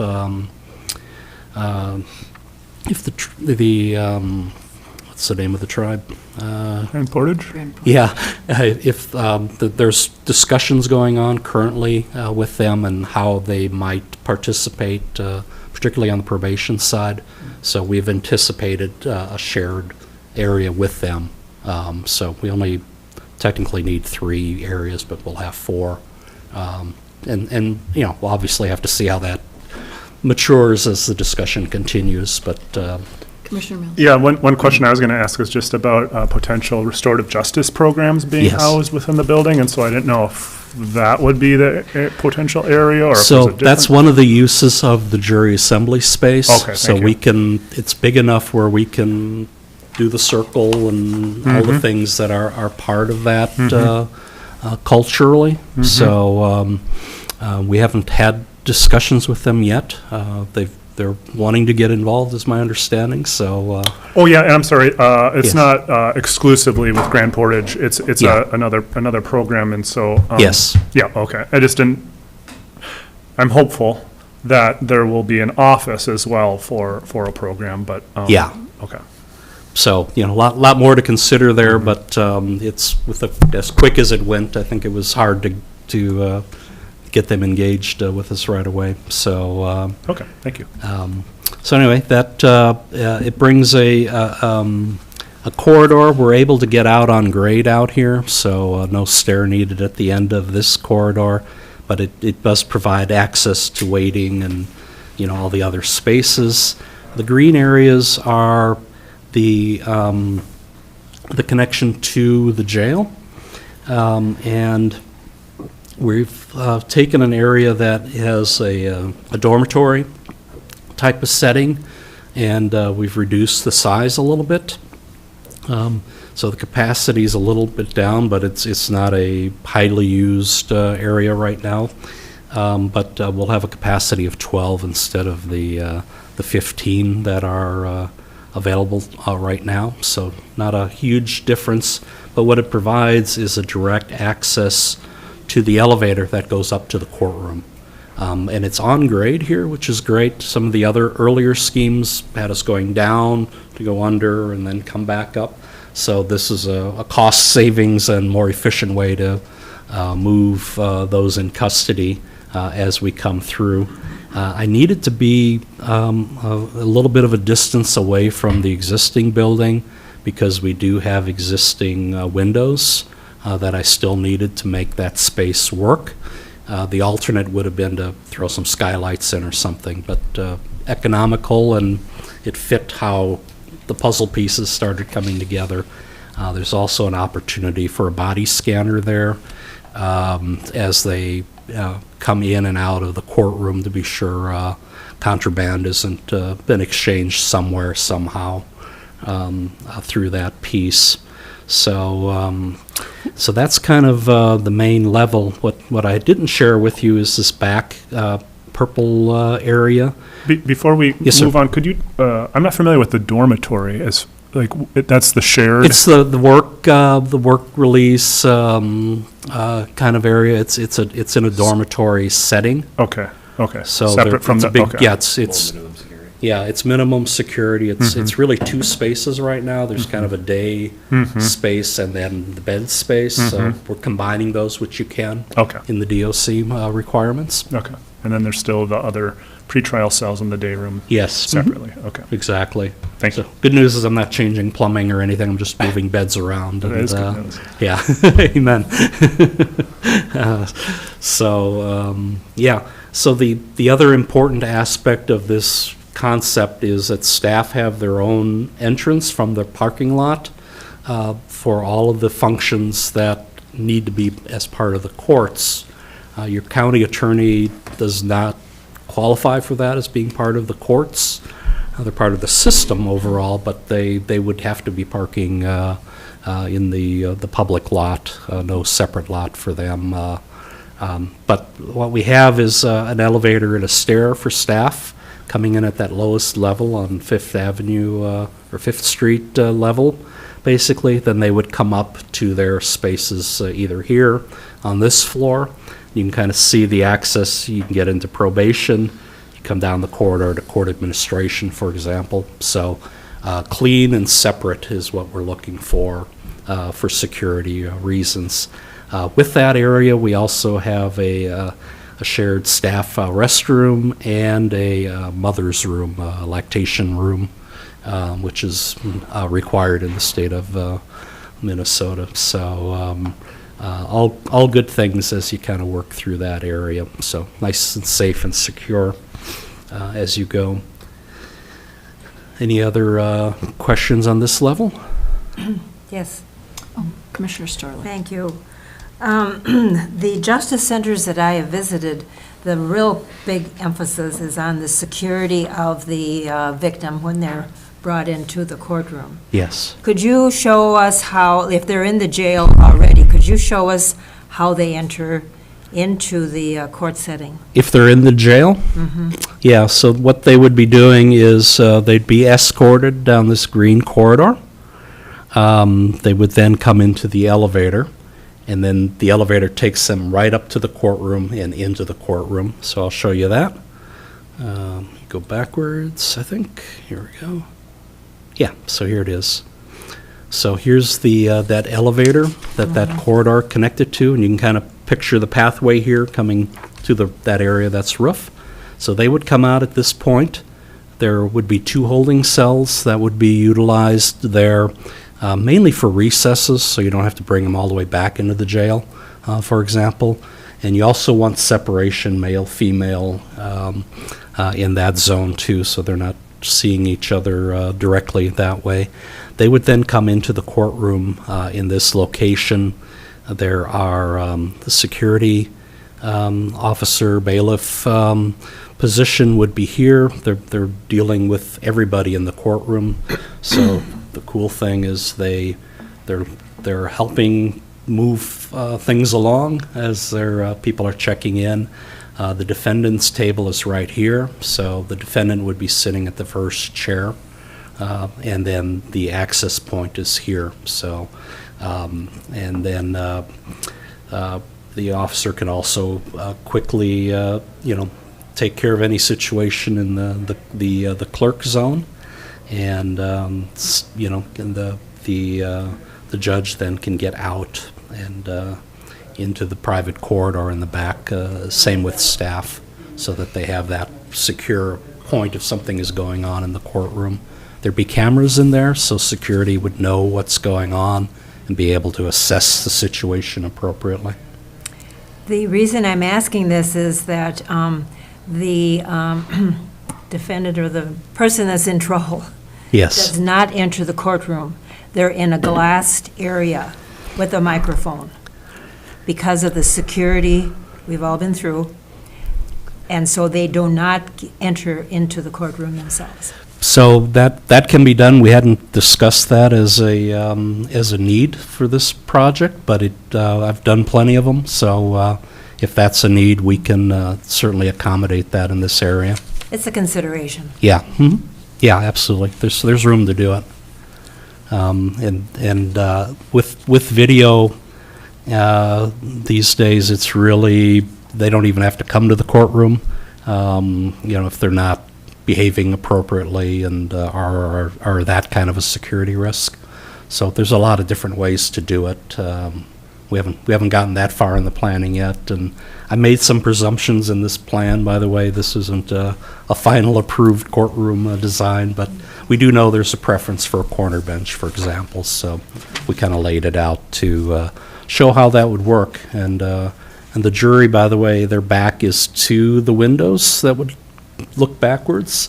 You want them to pay attention to what's going on in the courtroom, gazing out the window and daydreaming a little bit, so kind of fun, but, yeah, so that there are pathways and things. We do have a non-contact visitation area for the in-custodies. They would be able to, you'd be able to put them in the position here. The attorney then could go in and do a consultation. Let's say there's a deal to be made and nobody had discussed it prior. They could be in a private area and discuss that without, hurting security in that area. So nice feature to have, but it would come out of the litigation area, not out of the public area, because it's just hard moving people all the time. So it's an important piece to have there. As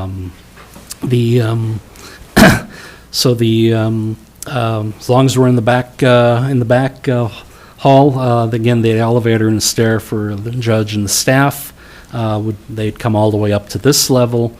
You can see the offices on the west side of the space, staff restroom, so they don't have to go out to the public area like they do now, for example, or use the jury deliberation room. Because you want to be sure you have that. There's all of that kind of hooks up back here. The corridor extends back, so again, the judge and the clerks can appropriately, the court reporter and the law clerk can get into positions. The judge kind of in the middle. The box here is the witness box. It's big enough to have an interpreter come in if you have that need, for example. It's handicap accessible. And then the jury box that is accessible. The first row is on the ground, so it's easy accessibility. The second row is up 6 inches. When the trial is over and they have to deliberate, they now would come into this sound lock vestibule and into the jury deliberation room directly. So it's not tied back into the court staff area. So there's a clear separation, and then there's sound separation around all of that also. So with that, we have a sound vestibule that gets to the 2 restrooms that are required for a full 14 plus 2 jury situation. And we talked about the size of this, and we made it a little bit bigger based on the experience you all have had here. So it's appropriately sized to get everybody, the full jury in there. And then you'd have counter areas for extended periods if you have to bring in some food or water. You would also have coat closets, things like that, so they would have their stuff as they bring it up and as they're impaneled. We also have a part of this, the technology closet, everything that supports the courtroom overall. So that has a closet there, and then an evidence storage area. So there has to be a chain of custody of the evidence that's brought into the courtroom, and that's where you put it when you have a recess or as you're waiting to go. So all Commissioner Mills, you had a question? Yeah, as far as the size of the courtroom and the jury deliberation, is it large enough for a grand jury? It is. We talked a little bit about how the grand jury would work. I'm not showing it exactly like that at this point, because there's a lot, again, I kind of put this together so people would get an idea how the courtroom works and what the adjacencies are, not as what the design is. Yep.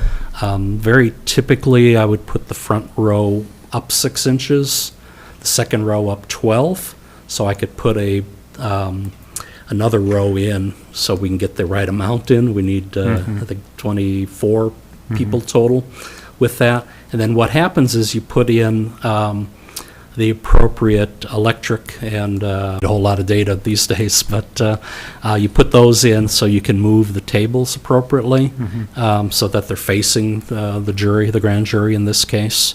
So if we want to do that, you would probably have the grand jury enter from the private corridor of the staff so that they're not seen. Same with a confidential witness, because it's all supposed to be confidential. Okay. So you would have that sequence be different.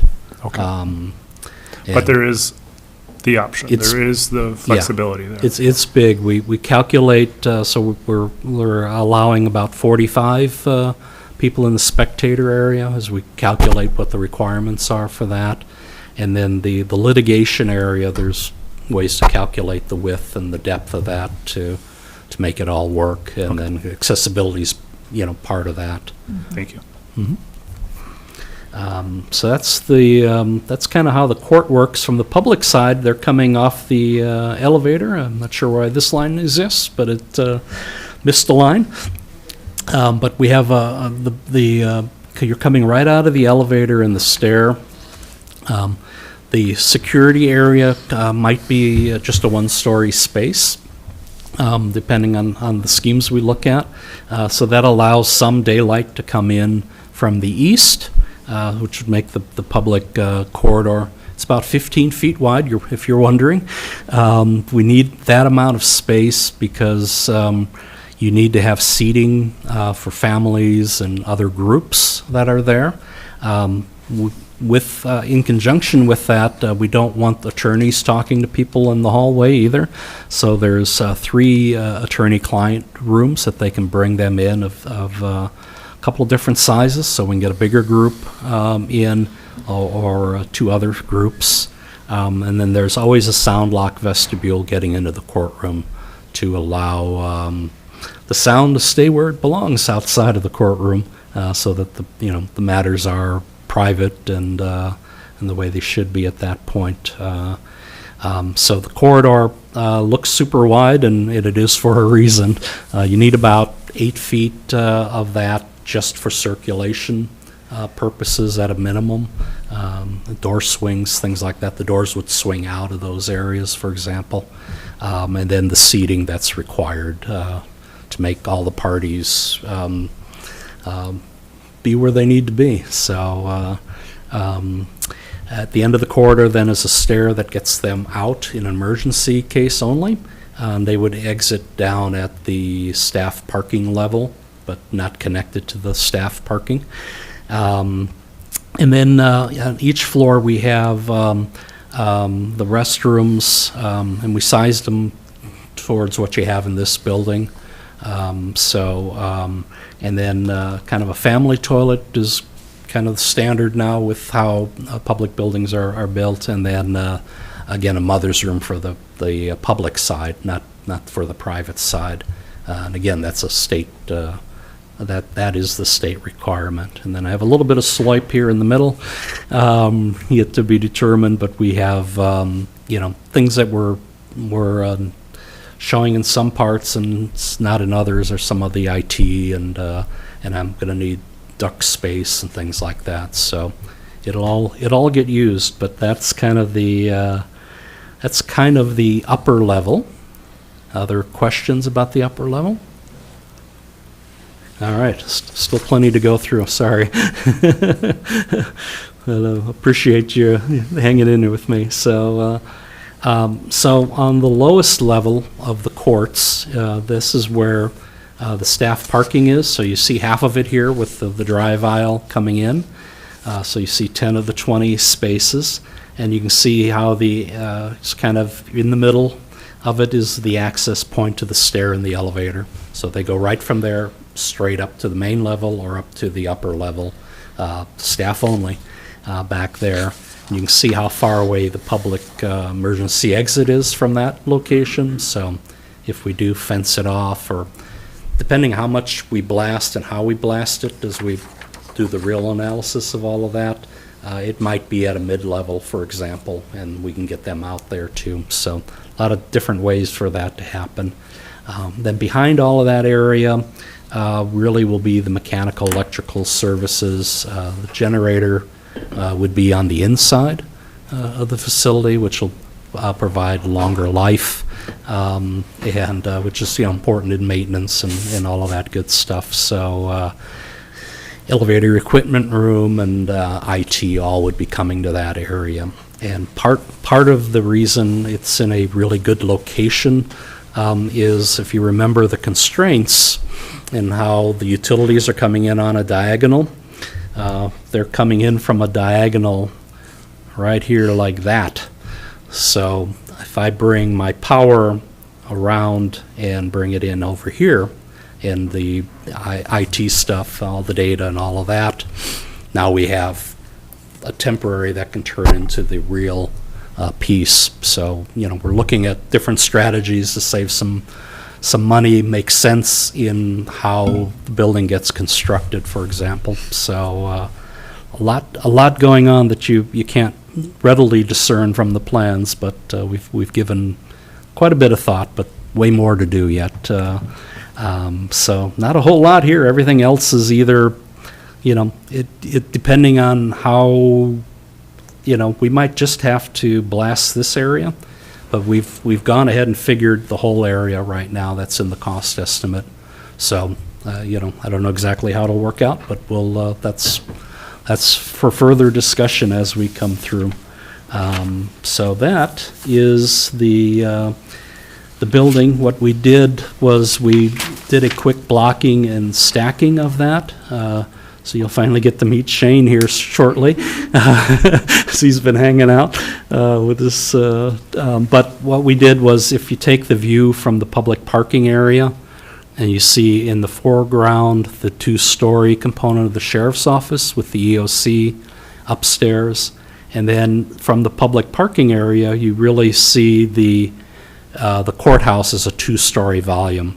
When you're coming up Gunflint, you're going to see it as a three-story volume in the back, because everything has to drop lower to get to the street. But you can kind of see how we've basically just carved out areas so that our estimators could get an idea of the kind of area that we're dealing with. So they did a piece there. So that was all of that piece, and which then leads us to, what does it look like? What is it, how does it, what's appropriate for your community? And we had a ton of discussions about this, and this is one of the kind of unresolved areas, because of the two options that we presented. The committee was kind of split in between, so we are looking for some input on what you like from that. So I will, if you're with us, Shane, I will. You can go through the precedent images here. I'm here. Thanks, Henry. Can you hear me good? Yeah, great. Awesome. Good. Okay. As Henry showed, we started talking about some of the blocking and stacking. Some of those images that he had shown with the blocking was, we kind of budgeted about 18 feet floor to floor on the courthouse side, and then on the sheriff's side about 12 feet for our floor plates. So that kind of gives you a sense of that three-story volume versus the two-story volume. So when we start looking at precedent images, we really start trying to figure out, okay, what is this thing really going to look like? Blocks are blocks, but how do we start to shape this thing and make things really start to fit within the existing context of the site, surrounding area, and some of that Northwoods, northern Minnesota visuals. So this first precedent image slide basically shows you some options. Some of the feedback we had gotten from the user groups was, we had asked, what are some things you'd like to see and what are some things you wouldn't like to see? And there wasn't a lot of conversation at the beginning, so what we did is kind of take a stab at it here, and a lot of the discussion that came up was a lot of stone, wood, glass. There's some mentions of timber framing and what that might look like, whether we do sloped roofs versus flat roofs.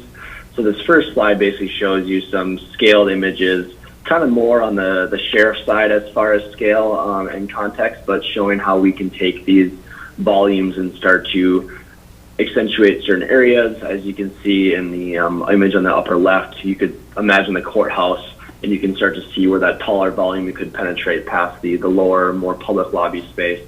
And this really does a good job of just showing some different volumes as far as sloped roofs, some covered entries of where we could start to expose some wood elements. There's some really good wainscoting with stone, and then just some better visuals of the small building versus the really long linear building, and how we start to break up those planes. And then this second page here, this starts to show you kind of the more modernized version of that. So this is, the first one was a little more traditional. We had those more monolithic sloped roofs, the shed roofs everywhere. This is what it looks like if we were to do something that would be a little more modern and more flat roof, a little more, looks a little bit more like government, I would say.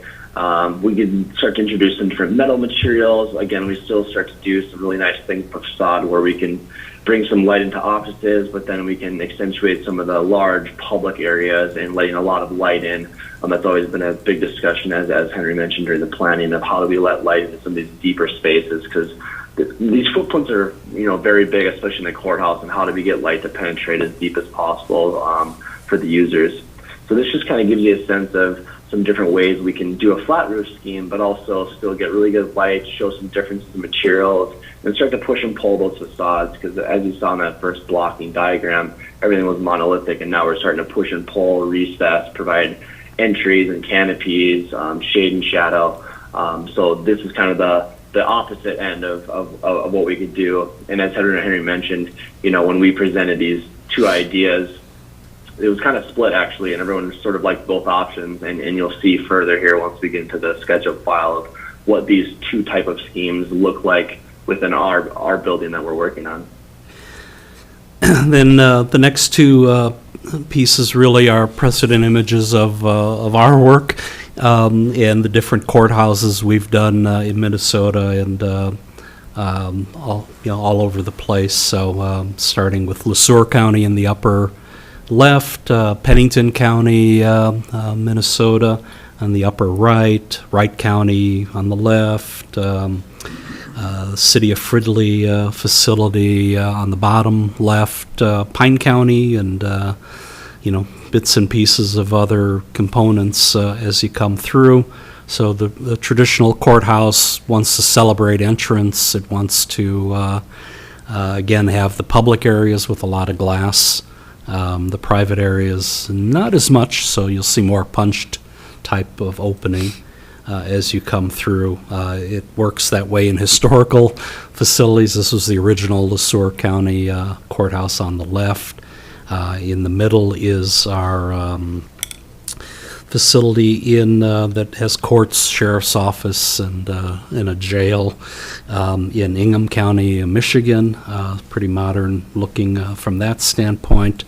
To the right is Leech Lake facility that we did there. And then more traditional, our judges in the city of Warren, Michigan wanted columns and a real traditional look, so we were able to get that. The middle one is city of Lansing, Michigan, doing a lot of Michigan work, obviously, which is cool. And then Pennington kind of showing both sides of that, and it's obviously pretty interesting because it's, we're on opposite sides of Minnesota here. So those were kind of courthouses that we've been doing just to give context overall to everybody. So with that, Shane and Melissa put all these concepts together with their team to show kind of the exterior. We have two different ideas that you've looked at. One I'm calling Traditional Mountain, which reflects a little bit more of what Shane was describing on the first slide that he went to, and then kind of a more contemporary look on the second one. I think it'd be, we put the images in. Yeah, so what I'd like to do is just go to the model. So I will stop sharing, Shane, if you can go ahead and pick it up from there and start working option one. Can do. There he is. I feel really bad for him because he's been watching and looking at me the whole time. Yeah, will do. All right, can you see everything? Yep. Okay. what I'm going to do is just step back just a little bit just to kind of show you that blocking and stacking diagram that Henry started with. And this is basically all this is taking that master plan layout that Henry did and basically apply these floor-to-floor heights and blocks with it. So you can start to see from the front entry where these two volumes are on the main level and upper level of the courthouse, the existing building, and then you have the sheriff's side, and then of course, like we talked about when we start to cut away the back side, what that 3-story volume looks like on that main entry, that main road as you go up the Gunflint. So just want to start with that because that's what we started with in our first 3D kind of conceptual meeting. And then after that, what we start to do is we start to take the floor plan and we start looking at glazing. So 1 minute. So what we start to do is basically take those volumes then and start to articulate the outside. So we look at the floor plan, where do we need some punch windows, where are there opportunities for curtain walls, where are some areas where we need to get some taller light to come deep into the space. So this was just a simple exercise before we started massing and changing the roof planes and the materials of where are some of these light opportunities and entries where we need to get light in and over accentuate some areas. So you can start to see some of the punched area offices here, maybe some open areas back here. The courthouse is on this back side, the admin areas, the public lobby. We have some corridors where we're letting light into, and then some more offices down here. So, and then the EOC on this side as well. So basically that just kind of shows you how the floor plan and the volumes start to relate to each other. And then once I move into this next view, that's where we actually start to show you how we mapped up these two different options, which is the traditional mountain and the contemporary mountain. So I will flash those on. Okay, so start with the aerial view. So as you can see here, basically the lighter color roof is the flat roofed areas, and then the black roof areas are the sloped areas. So you can see in plan here where we start to emphasize some of the EOC area, and then we also have the courthouse here, and then we have that main entry security kind of public lobby area. So as we start over on this side, we'll work our way from the main drive coming up this way. So you can start to see where we started to pitch. So there's not really a good spot where you could do like a gable roof in this building just because of the depth of the space and how you break these things up. So we start looking at just more of these shed roof concepts where we can still get that traditional look, but still modernize it with the way we do our materials and our glazing. So you can start to see where we emphasize the courthouse volume, and then also the emergency response area on the other side.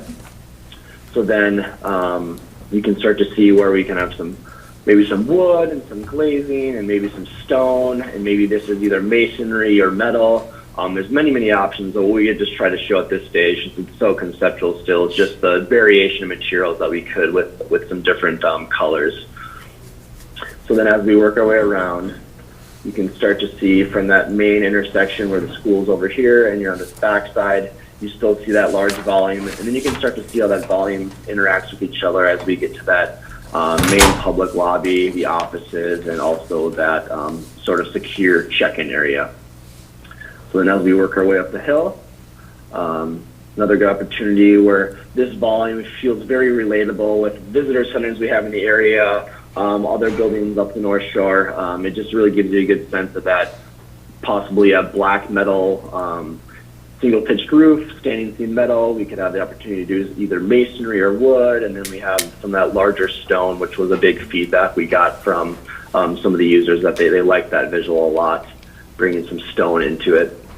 And then as we turn back to the main entry and kind of come in the parking lot, you can again start to see where we had that high volume over here and how that mimics on this side with some of those two critical important areas and bringing light back into that deep spot in the floor plan. And then same thing with the entries. We really like to mark our entries as far as the sheriff's side, the existing building side, as well as the new courthouse and that secure area coming in.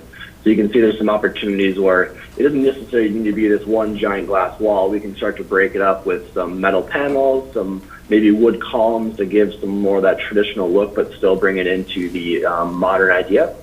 But in general, that's what this first option looks like. So same thing with the sheriff's side and the courthouse side. There's just a lot of opportunities where we can do different materials. One comment that came up during the early stages of the exterior massing was, what do we do with the existing building? We're definitely proposing to reclad that building just so we can get them to match. Another concept was, we want these two buildings to talk to each other, but maybe not be identical, and maybe there's a different shade of material or a different direction than that the pattern of the siding is going. Whatever we end up doing, we can definitely have them be complementing each other, but not be exact.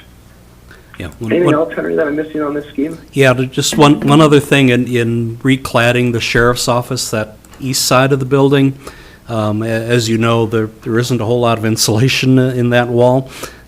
So it's really, since we're adding on to it on the north side and getting rid of all of that wall, and, a lot of it here, it's the right thing to do in terms of taking that down for the right maintenance, and then you kind of reset the clock of exterior as you're doing that, and then creating imagery that works together with the new parts as it comes. But it's not well insulated, as you know, and We will have energy code requirements. Yes. To meet too, with that existing building. yeah, the B3, if you do get funding from the state, is a requirement. So we'll have to prove all of that. So it's a requirement at the end of the day. Any questions on what you're seeing for option one? Like it? Hate it? Yeah, okay, maybe. Yeah, I like it, but I do have a question. Why would we have any flat roofs? I mean, what's the advantage to a flat roof? Height? Certainly not maintenance, right? Yeah, it's certainly not strength. It's just the height that you get to with as deep as a court facility is going to be. Yeah. We did talk about the birds and all the issues that you have here with the seagulls. So they're, from a maintenance standpoint, I know Brian really would rather have everything be a pitched roof. Yeah. But the volume of what Sure. you would end up with is, we're about 110 feet deep. Yeah. So that's, you don't want that pitch to be too shallow either, so. Right. So it's kind of a compromise in between at this point. But it's part of the discussion too, right? And what the imagery looks like. So these are our very first attempts at it. We haven't made any changes. It was our last committee meeting. Yeah, and I prefer the aesthetics of a slope anyways, but I'm also trying to look at the practical side of things. Yeah. Like, from that maintenance perspective and the long-term costs, Yeah. when we have to re-roof this with another rubber roofing, I'm just like, why are we doing that? Why isn't it metal? And so on that note, are these small sections of sloped roof really giving us anything except for the aesthetics? Because we already have all the maintenance of all the rest of the flat roof. Yes. Yeah, and you would already have the maintenance of the existing LEC also, right, as a flat roof. So unless we did everything with a pitched roof, you're still going to have both opportunities. So this one we're using for a couple of reasons. One, for example, I could potentially reduce the height of the court floor because I've popped up that area with the roof, and knowing that I need 12-foot minimum. And you heard Shane say that in the sheriff's area, the height of the floor there is only 12 feet. So I could technically reduce some of that because I have the pop-up. So we haven't explored all those ideas yet, but there's a lot more investigation we need to do. And this was really just intended to evoke a response of what you like and don't like, so that, when this goes further in the future, we can, have a starting point at least to know. Other questions about this idea? No? Oh, All right, let's go to. Sorry, yep, I'm not a sorry. question so much, but just another opinion. As far as, I love the aesthetics of wood, of course, but as far as maintenance is concerned, it's terrible. Yeah. So if we want to look at, you know, more long-term, lower maintenance costs, I would think we want to do something more durable like metal and stone. Not a huge fan of the aesthetics of a metal siding, but I don't know where that compares with the cost of brick or stone or masonry. There are also products that look like wood. There's Yeah. a ton of amazing products now that are a composite material that you would not know the difference even when you right up at it a lot of times. Yeah, well, Give you that aesthetic. but after 30 years, the composites will show their wear versus stone or metal as much. Metal will eventually as well. So, Oh. Yeah. But more like a 50-year, right, than a 30? Okay. Yeah, I think they guarantee the color for about 30, but the material and everything is a 50-year period of time for water tightness, Okay. for example.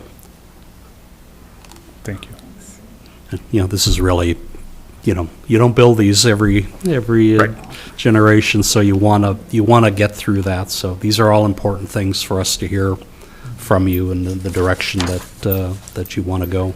So we appreciate that. You want to go on to the next one, Shane? Sounds good. Okay.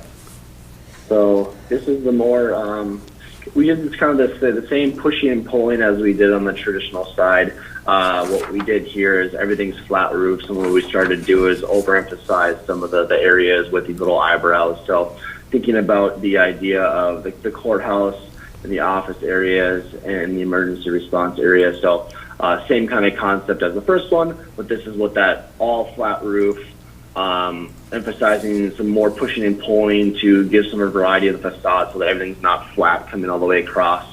So this is the kind of second concept we're looking at. Same idea, we can still have punched windows, we can still have some curtain wall concepts with maybe something that looks a little bit more of a modernized version of or contemporary option of the column look of the traditional courthouse and what that might look like. You could still sort of have a monolithic plinth of stone below, and we can break up the facade in a different way where this is kind of the jury side where we could screen that, and then we could also still let light into the admin area in the courthouse, but still have that traditional look, but just in a little bit more contemporary way. And then as we turn the corner, same idea, we start to think about these L shapes and how they start talking to each other. So we have this main volume, and then we come around the corner and we have that lower volume again, and then of course up here is that public lobby area. So really thinking about, again, letting light in, keeping some same main features as far as the pushing and pulling and the communication between the two buildings and the different volumes, and still introducing many punch windows to save costs, as well as which areas do we want to spend the money doing more of the curtain wall concept. So you can start to see where that L shape starts to reverse on this side, starts to come back down here. Same thing with the sheriff's side. We start to bump up some of those two volumes and thinking about a clear story concept, because I know a lot of that area over there's going to be potentially large monitors. We don't want to have a bunch of glare, so instead of putting the money and the volume or the daylight on that main level, we thought about maybe a clear story concept kind of mimicking the courthouse area might be a good way to let light in but not be a functional issue in that space. So you can start to see this main entry here. So this is, of course, a lower volume space than that pitched area. That thing that's interesting about the pitch side versus this option is that pitch side you're able to actually view from the, we messed around and try to see what it would look like if you were in the public lobby upstairs looking down into that secured check-in area. You would not have that in this concept, as we're trying to keep the volumes as low as possible, to save some of the energy usage and just some of the overall floor-to-floor height for cost. And putting more of the money into the views and some of the geometries on the outside. So this is the same kind of idea on the other side, where we have some of that column look and still some nice modernized glazing coming in. We still have this nice stone wainscoting option that we can do. And then we start to colorize some of the recesses in here, whether it's a wood or a metal, whatever it ends up being, just sort of emphasizing some of that little eyebrow and lid on that space. And then same thing with the existing building, looking at recladding that potentially. And then as we turn to the sheriff's side, this is that public meeting area. So there's some really nice views and light coming in that side. And then as we turn the corner, again, emphasizing entries. It's always a critical piece in these buildings. As Henry said, it's always usually a troubled day for most people that are coming to these spaces. So basically being able to mark people's entry and wayfinding is always a critical piece of the architecture. And then again, here's that bump up here, here's the bump up here, letting light in deep into that space. And then here's that break room area. And then this is kind of that more back of house area where the vehicle pulls in into the sally port. So just kind of looking back on this side, again, clear story light coming in, punch windows for the offices, and you can still see these L eyebrows and how they relate to each other in all the different massing. Anything else? Questions about this concept ideas? No? What?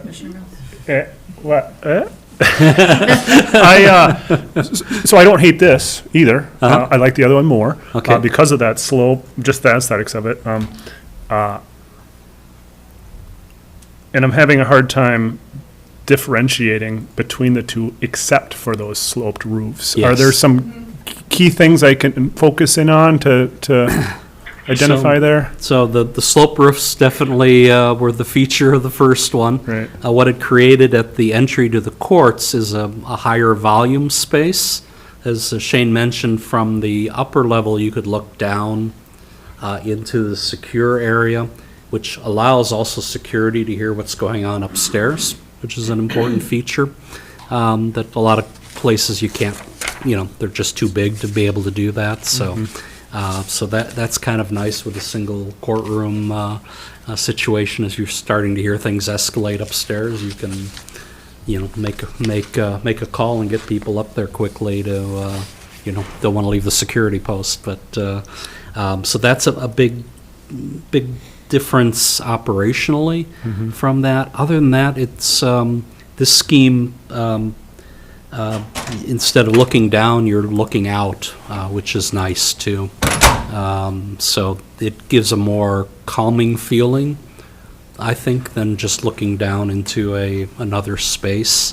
So there's when you're looking out the window, it just feels better, particularly when you're in the hallway in front of the courtroom.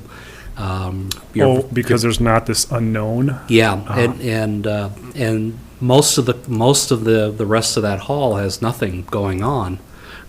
So it's, you're seeing blank wall. Great to put pictures and other things up, but not as calming as being able to look outside and kind of centering yourself. And there might be views out to the lake or other things too to orient you a little better, things like that. So I think that's the main difference between the two, whether we pop up in the EOC area or not, that's as we go. We just thought some of the important spaces could warrant it. There's functional reasons to do the pop-up as he's showing in this one, to allow the daylight in a little bit differently, try to get a lot from the north versus other areas. So other than that, no real functional differences, just preferences. Variance would be needed either way?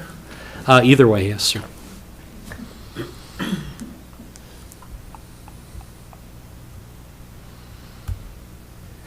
I didn't look at the language on the sloped roofs. Some ordinances allow us to measure to the center of a sloped roof. I don't think so. It's the peak. All right. Yeah. Okay. I think, right? That's what I believe. Yeah, that's, yeah. We're going to look at that piece.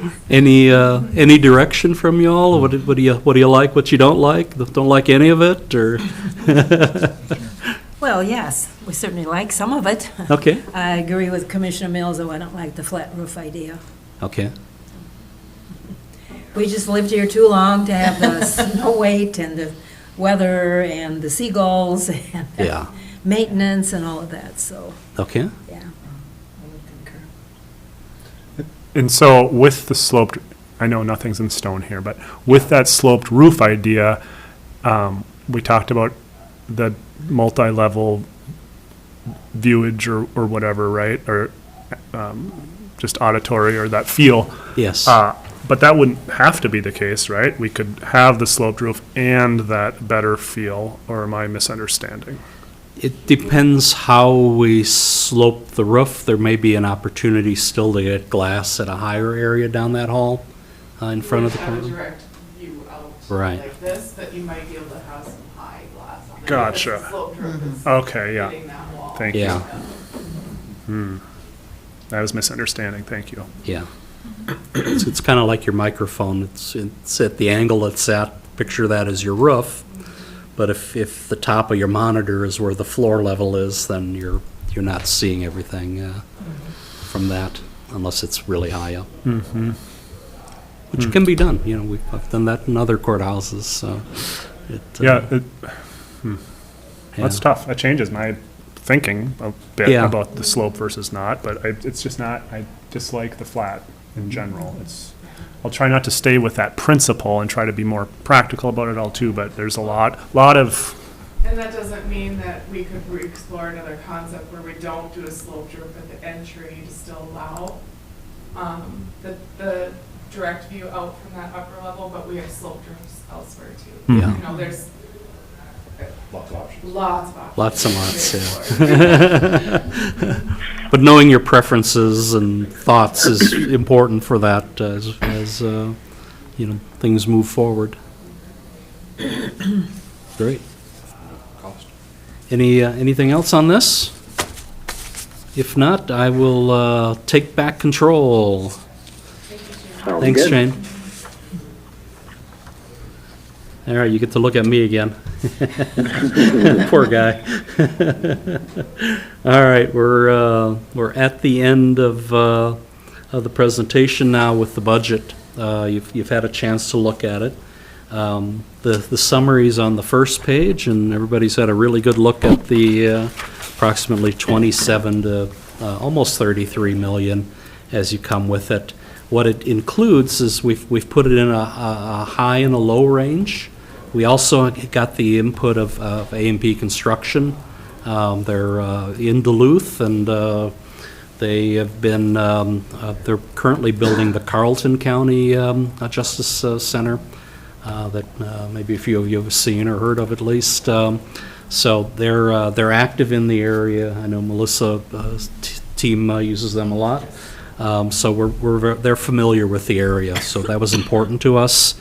And so what we did was kind of separate the different areas. So the sheriff office, everything that you've seen as one component is shown with the square footages in the first column, the same with the courthouse, and then the site work is shown as a square footage, but you'll see in the detail some of its cubic yards and other ways to go through it, but it's just kind of shown as a point. So the cost per square foot is in the next two columns.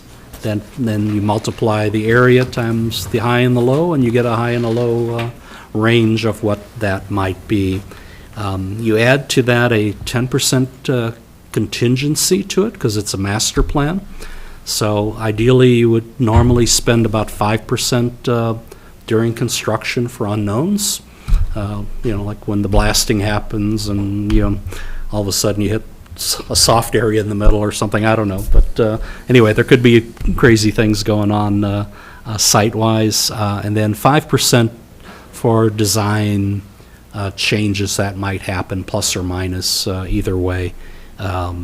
So that gives you a total construction cost, which is these are all terms that are really important to know, particularly as numbers go out into the community and people want to know. It's not your total project cost, because on top of that you add what's called soft costs, and we estimate that around 15%. So what that includes is the architect engineering fees.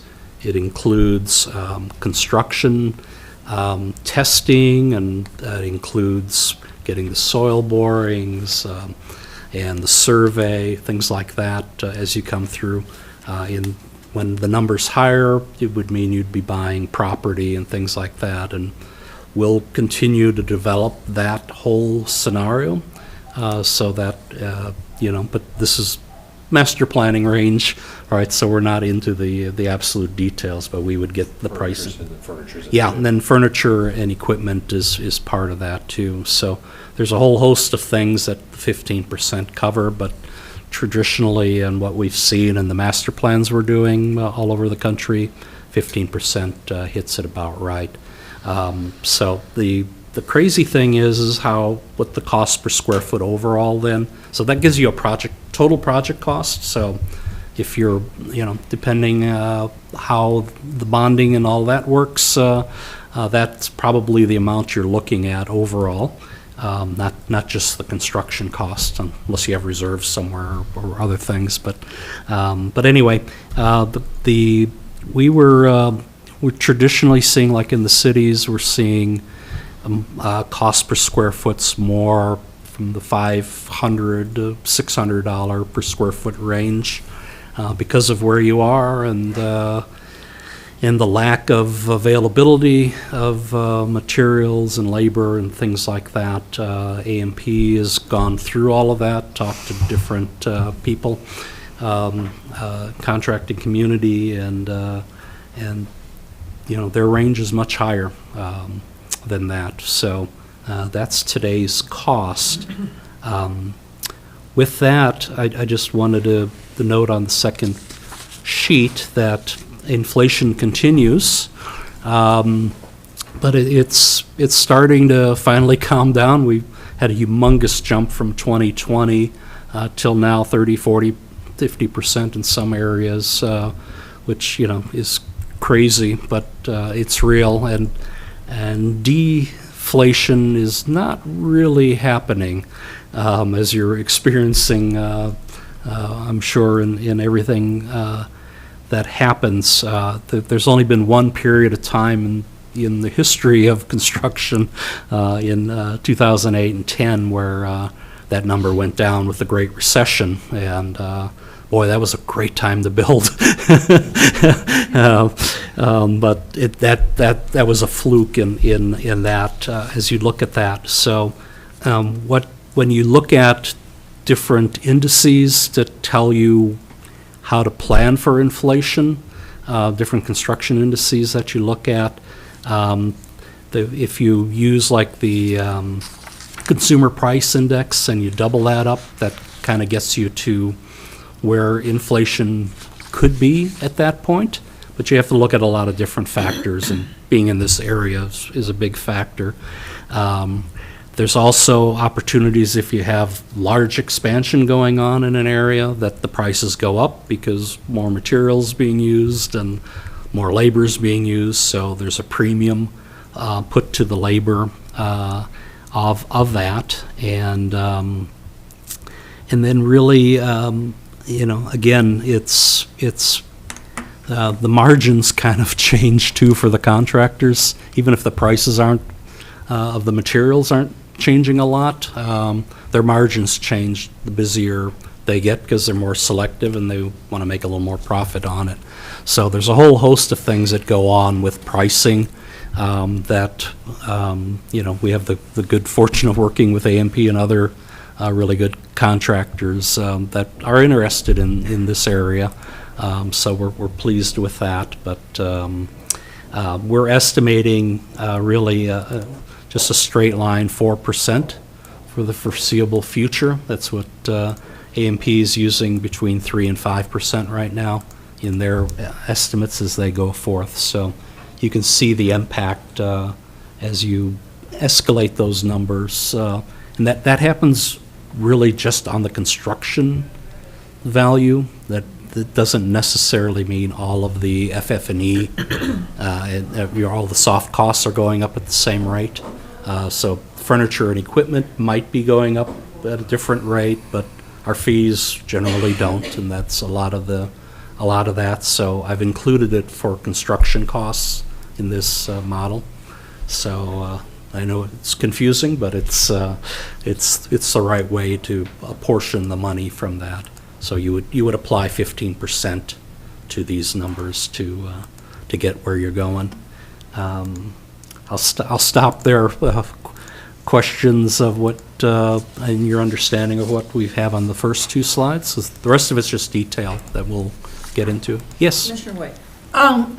Do these include the site costs, the blasting and utilities? They do, yes. So the numbers are included in what you've Correct. taken that for? Yeah, and the overall numbers are included in the summary. And I'll show you in the next couple of slides how that detail works out overall. And you'll see particularly the blast areas and things like that. So you know where we are. Other questions? Okay, let me move on to the detail then. So there's only a couple of pages, and then we're after quite a long time here. I really appreciate all the time and the patience here. So we divided it, as you saw in the summary, sheriff's office, courts, and the site, since the site's so interesting. So we did two things. We did a new construction cost. So that's the physical two-story addition to the sheriff's area in that area. And then again, we did the low and the high that A&P put together. And so you multiply the square footage and you end up with the dollar values there for construction. Renovation is a different cost. And depending on the types of renovations and things we're doing, it's usually a little higher in some of the areas. So that's reflected in what they were looking at and thinking about. And that piece, you then add the contingency again and the soft costs. So when you look at that first chart, it's all set up the exact same way, and we're adding all of the contingency and all of the soft costs to those construction values. So so that kind of covers the sheriff's area. Questions? The next area is the courthouse, so very similar. This case we have 3 levels as we come through, and then the little bit of renovation that we have of that day room, the minimum security dormitory style piece. So again, same logic as you come through, and the numbers with that, adding the contingency and the soft costs. Overall. And then the final piece is the site. So we considered 3 different components to the site. The first being the blast area. You can see there it's based on a cubic foot. So they took the grades that we had in the areas of parking and building and all of that. So we had them actually divided by the north parking zone and then kind of the south area and parking. So the north parking includes the public area, and it includes the sheriff's area, which is a fun, complicated little area there. So I haven't been in a blast area, but 125 to 150 bucks a cubic yard, pretty interesting. And then they provided allowances on the utilities until we talked with the utilities and actually figure out the routing, but they did the route that I was suggesting, coming along a Fifth and then coming up and in. So that's what they have planned for. So you have to do 2 things. You have to do a temporary utilities to keep the building running while we're making those changes, right? And then you have all the services finalized at that once you build the building and do all of that. So there's a little complication there. So they've provided allowances for that, and I think they're fairly generous. Includes a new generator and the things that we've all the new equipment. Interestingly, the air handling systems of the LEC will remain. So air distribution basically will happen. The boiler system's at the end of its life cycle, so we will have new boilers that'll serve the whole campus. which will be great. So, you're not spending your CIP monies on things in that area, so there's some money savings, there's efficiency in the new boiler types, things like that. So there will be benefit to the new systems, including IT, for example. And then all the parking lot areas, pretty simple, and then they measured the retaining walls around also and put a cost there of what they thought that would take. So we're in construction with the 10% contingency, 2.2 to 2.7 million, and then you still have to add the soft costs generally. So so it's a pretty sizable number, but a lot of work needing to be done, and so that's how it was all put together for you, and that is what we have. On the blasting side of things, and with all of these numbers, we're assuming worst case scenario. Yes. So when we're looking at it from a budget standpoint, rarely when we've done projects in the area are we actually having to blast that entire amount that we're looking at. A lot of times once we actually get on site, some of the rock we can even just pick with the backhoe, so it's, there's a lot of worst case scenario, which is, that's the stage we're at right now. Yeah. No, great point, thank you. It's, not having experienced it, it's great to have you working on the team here. Commissioner Mills, you have a question. I appreciate the worst case scenario. Thank you. Thank you. Forward looking. Are there requirements, well, I mean, we need it, right? But are there requirements from DOC regarding the generator and such? Yeah, so for the law enforcement center on the jail side in particular, it's 24/7. He's looking past me. Okay, good.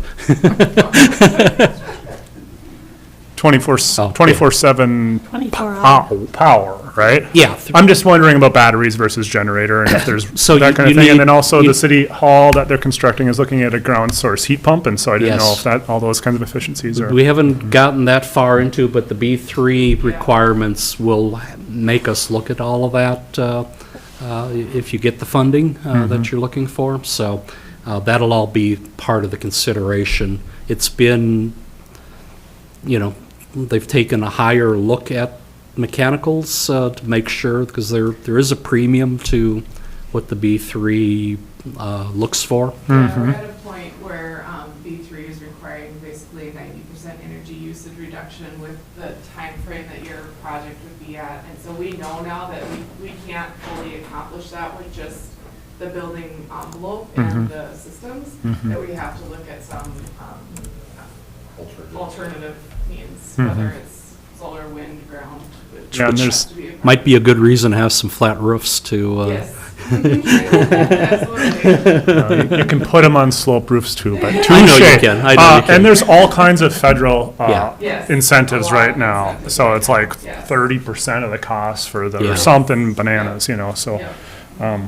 Yeah, I'm actually doing a project in South Dakota where they're creating ice in lieu of chillers and things. So they're going to get 40% discount from the feds on that. So it's not just the ice part of it. It gets to the air handlers because it's all part of a system.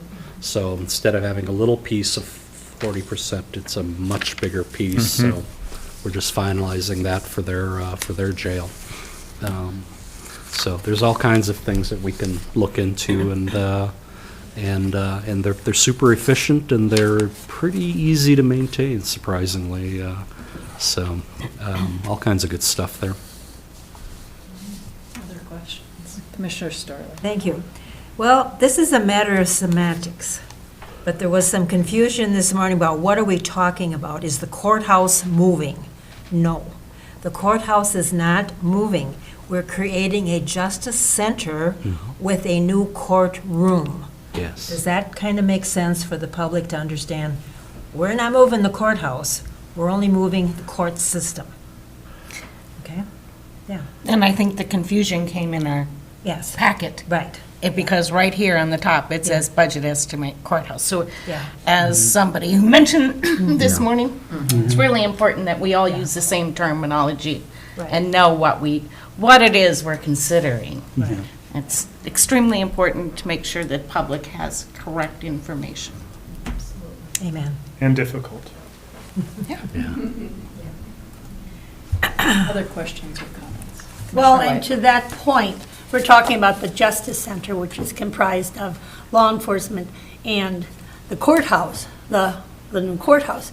But we have no numbers for this actual existing courthouse that need to be considered as part of a whole development that we're going on Yeah. also.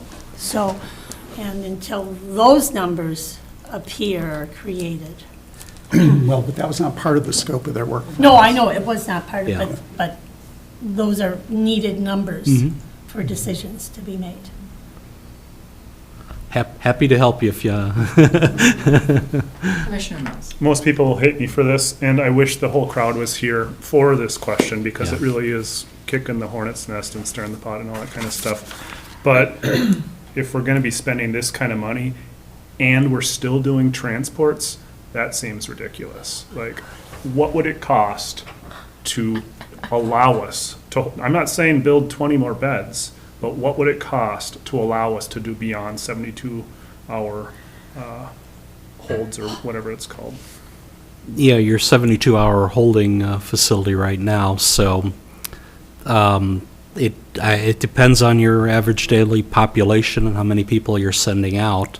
If it's more than the capacity you have now, then you'd have to build more housing to make that work.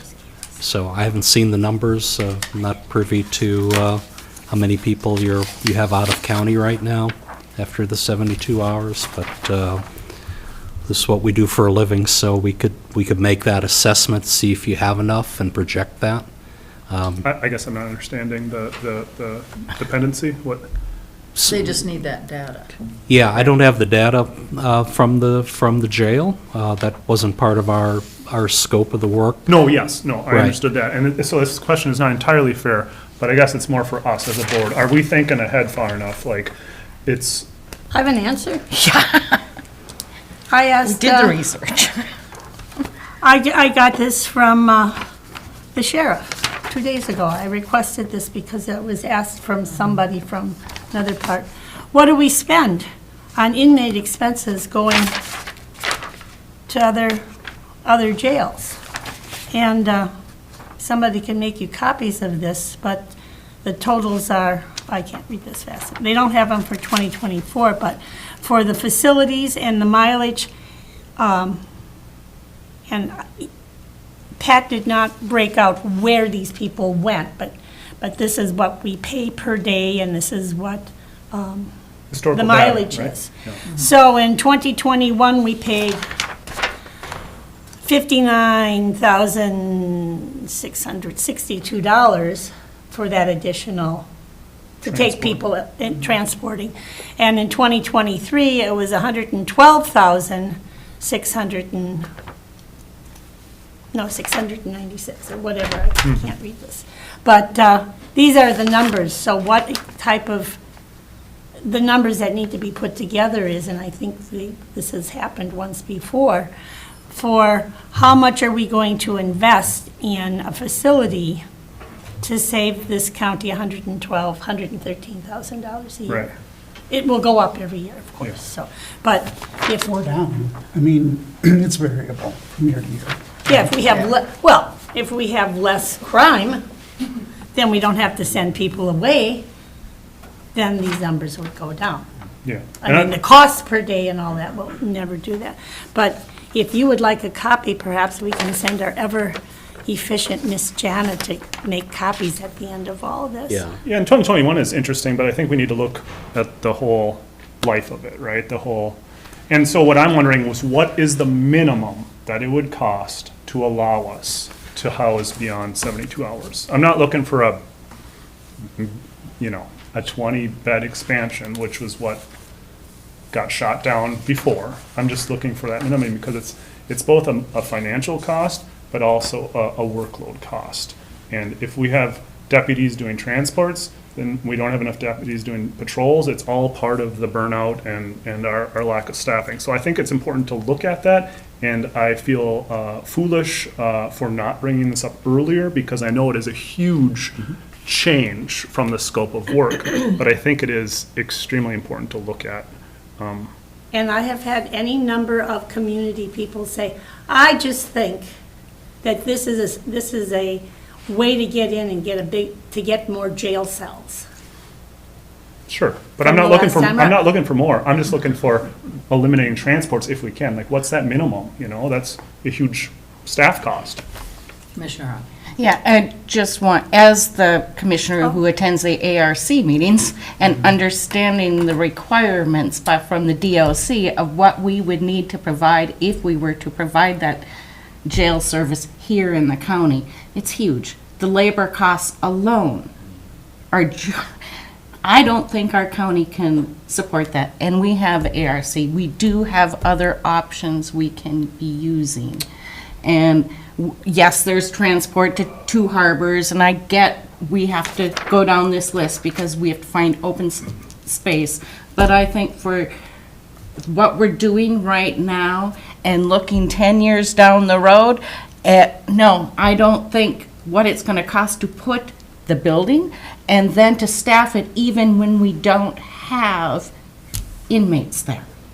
The numbers aren't going to work. And we were encouraged this morning by somebody, pay attention to the numbers. Yeah, well, there's Make number decisions, not passion, emotional decisions. I think we can speak to my level-headedness. And I do look at data and numbers. I'm trying to find what that cost is. I understand it's more. I understand we may not be able to swallow it, but I think it's important that we identify it. What is that minimum cost to get us there? In discussions I've had, we can contract some of that out to hospitals, some of those services. We cannot use ARC for pretrial holdings. ARC is used for after sentencing. So pre-sentencing, we have to find somewhere to house people. And so that's why I'm like, if we're going back and forth, and recently it's been way down, COVID had a huge factor at that, and virtual hearings and all that kind of thing. But if we look historically, and we can go over the past trajections and argue about those, but I think it's worth looking at that bigger picture, because again, if we're spending $30 million and we're still transporting, it seems strange. Just a little bit of history, but it was looked at, not in great depth, but 10 years ago, we were looking at it closely because those numbers were going up a lot, Right. year by year by year, and the general standard idea was when it gets to the equivalent, the transport gets to the equivalent of 4 deputies to handle, because that would be the additional staffing that it was determined at that time to handle it. Can you say that So again? if it hit the equivalent of 4 new deputy costs, Just the transport? yeah. Okay. Then you'd be getting where, okay, we got to make a decision. Okay. And it was starting in that trend. I mean, it was, Yeah. you had to look Sure. at it, but So it at this wasn't point- done professionally. No one did, what'd you say? I was going to say, I mean, at this point, that would be north of $400,000. Yeah. Yeah, So we're It nowhere was near getting that close, now. it was getting close to 200 or something north of 150 at that time, but it was really moving up for a while, and then it, Thank you, that helps me Commissioner give some Sullivan, perspective. and then I have a question with Commissioner Mills. You said about, with COVID, they were Zooming court and everything.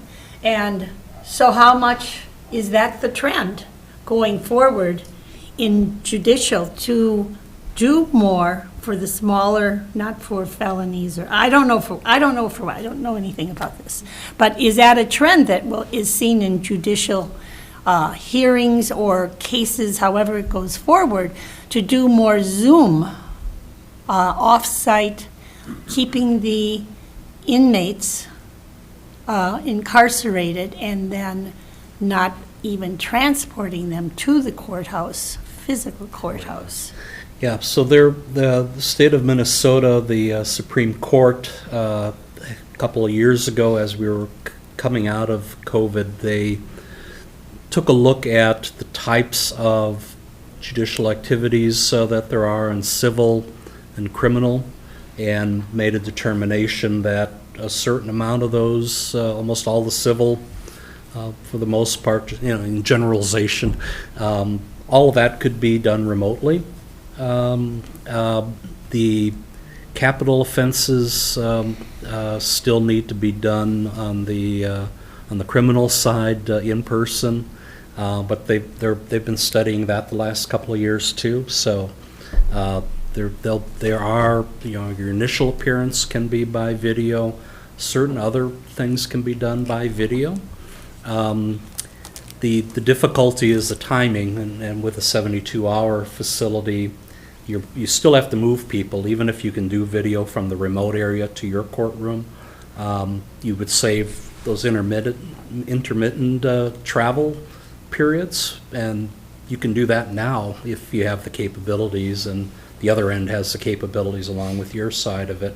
So there are lots of things. I'm sure the judge knows exactly what those are. I'm familiar with it because we do a lot of courthouses. But what we're finding is the trend is the judges generally do their Zoom meetings in the courtroom because it's just interspersed with their, how the day is going.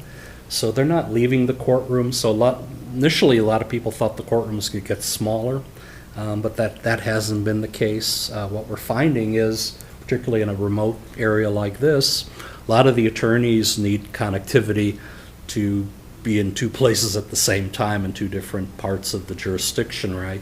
Public defenders and defense attorneys. So there's actually a greater need to have a video access from attorney-client rooms and other areas where they can kind of get themselves into a quieter area and take care of business that way from the private side and the public defender side. So the courtrooms kind of stay the same. The hearings change, but the judge still has to be there. The public still has the right to come in for those things, except for the juvenile, stuff. So, there's a lot of things happening all at the same time, but not all of it's just cut and dry just because of the workload of the judges. We have a couple members of the judicial in the back of the room. Would either one of you or both of you like to come and address some of the issues we're discussing? Sure. Thank you, Judge Kuzo.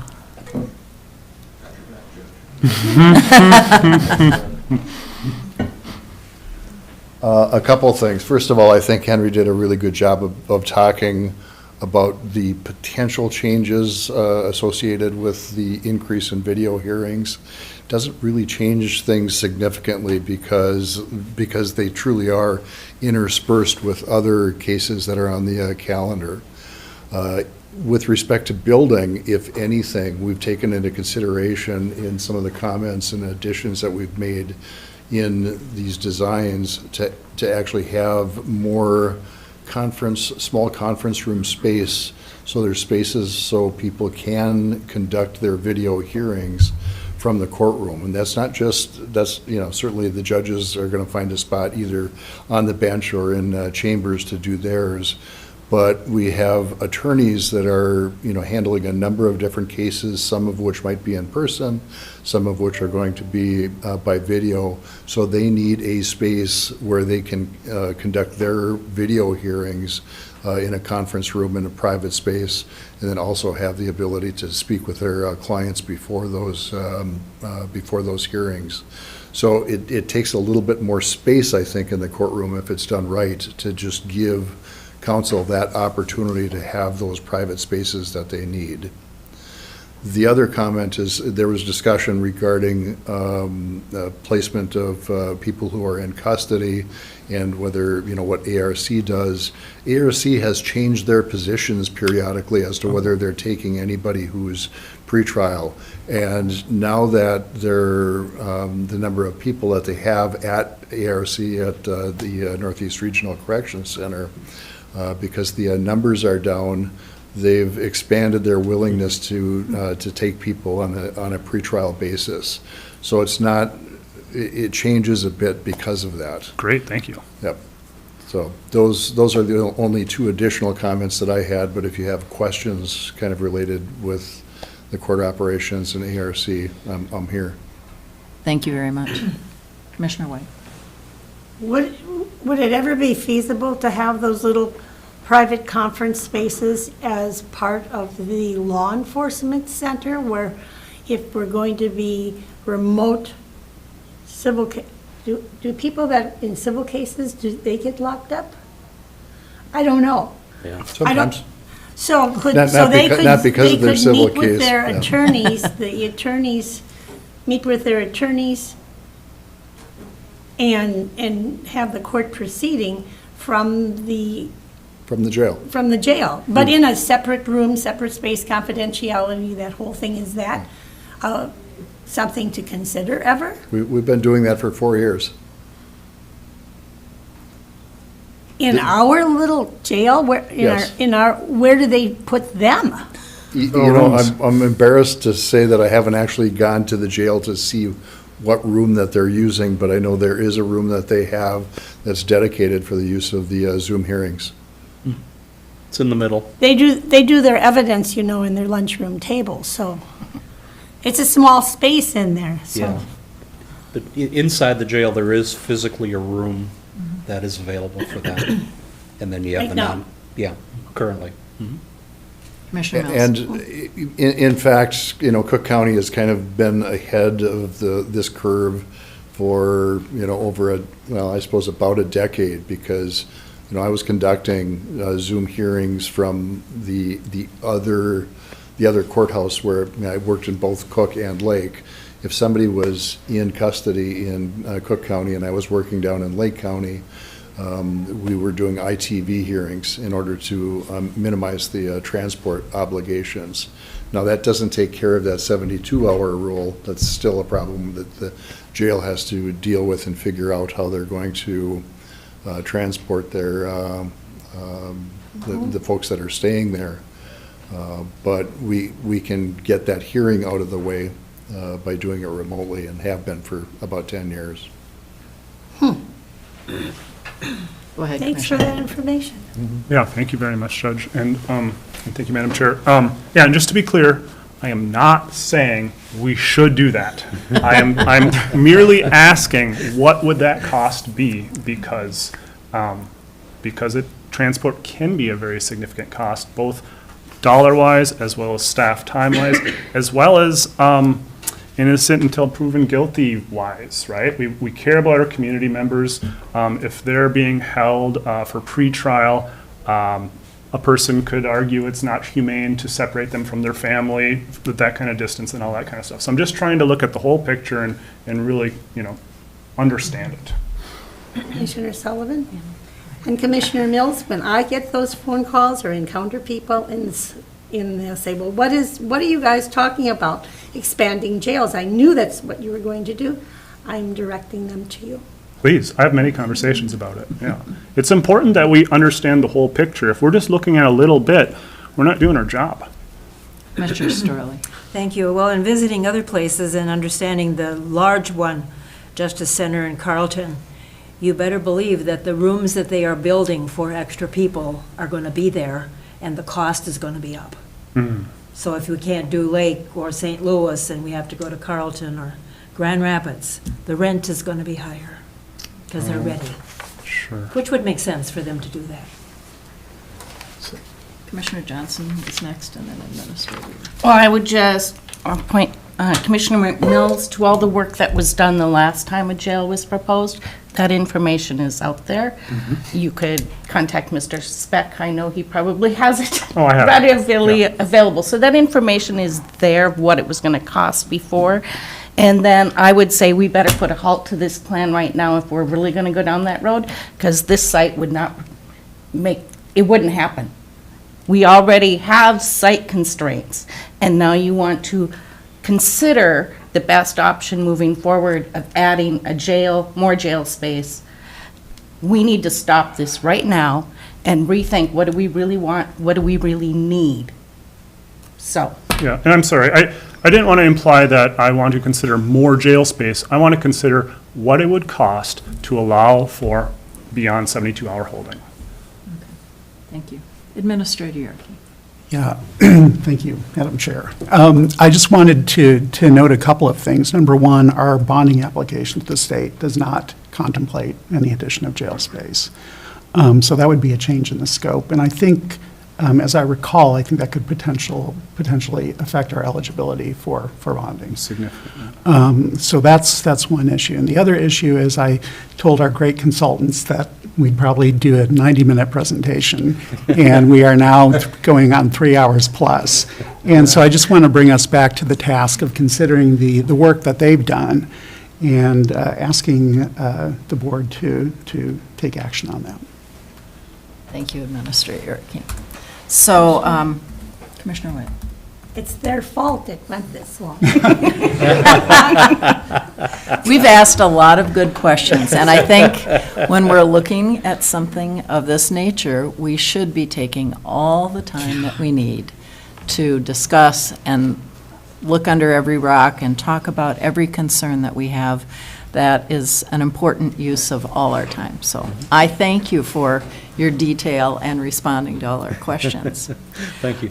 We think it's important too, that's why we didn't leave at 90 minutes. There you go. All right, all right. So I guess one thing that I would like to say is I appreciate all the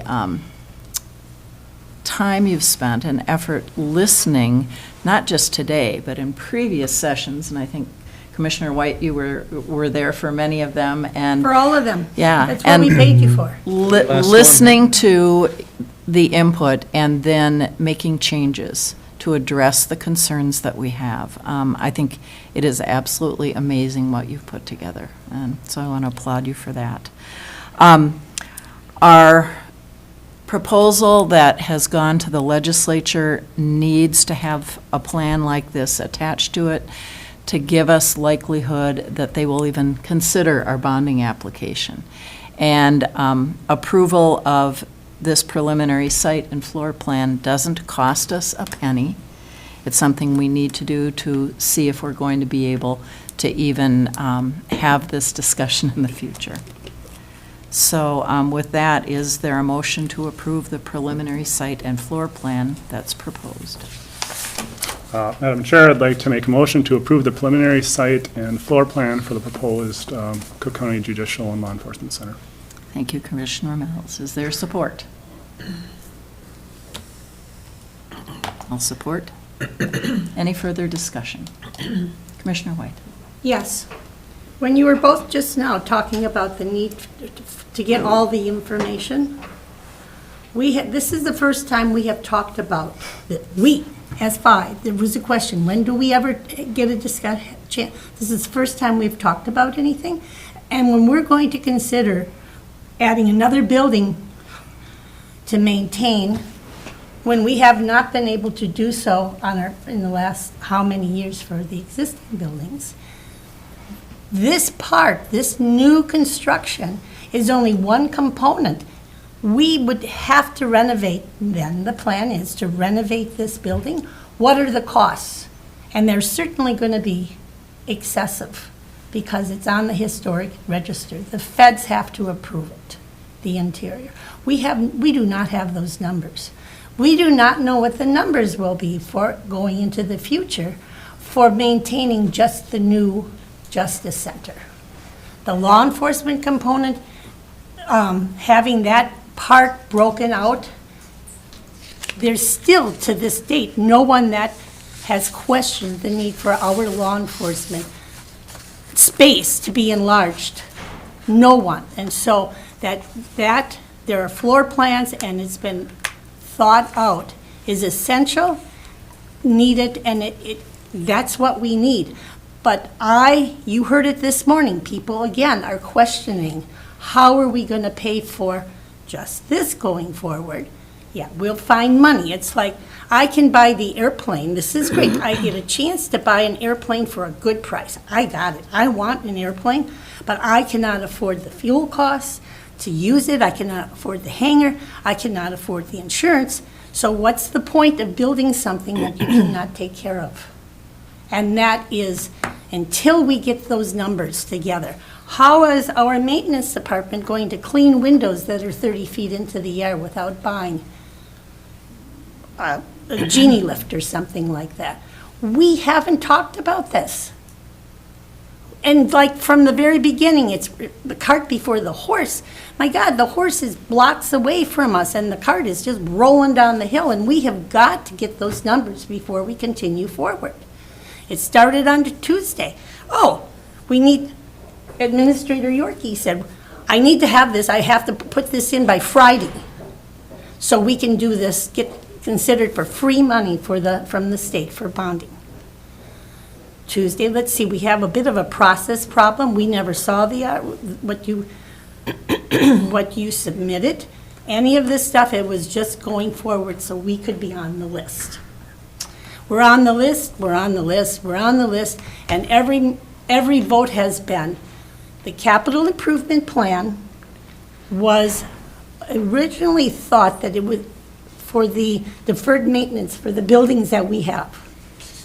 No one thinks that we should let our buildings fall into any more, down any farther.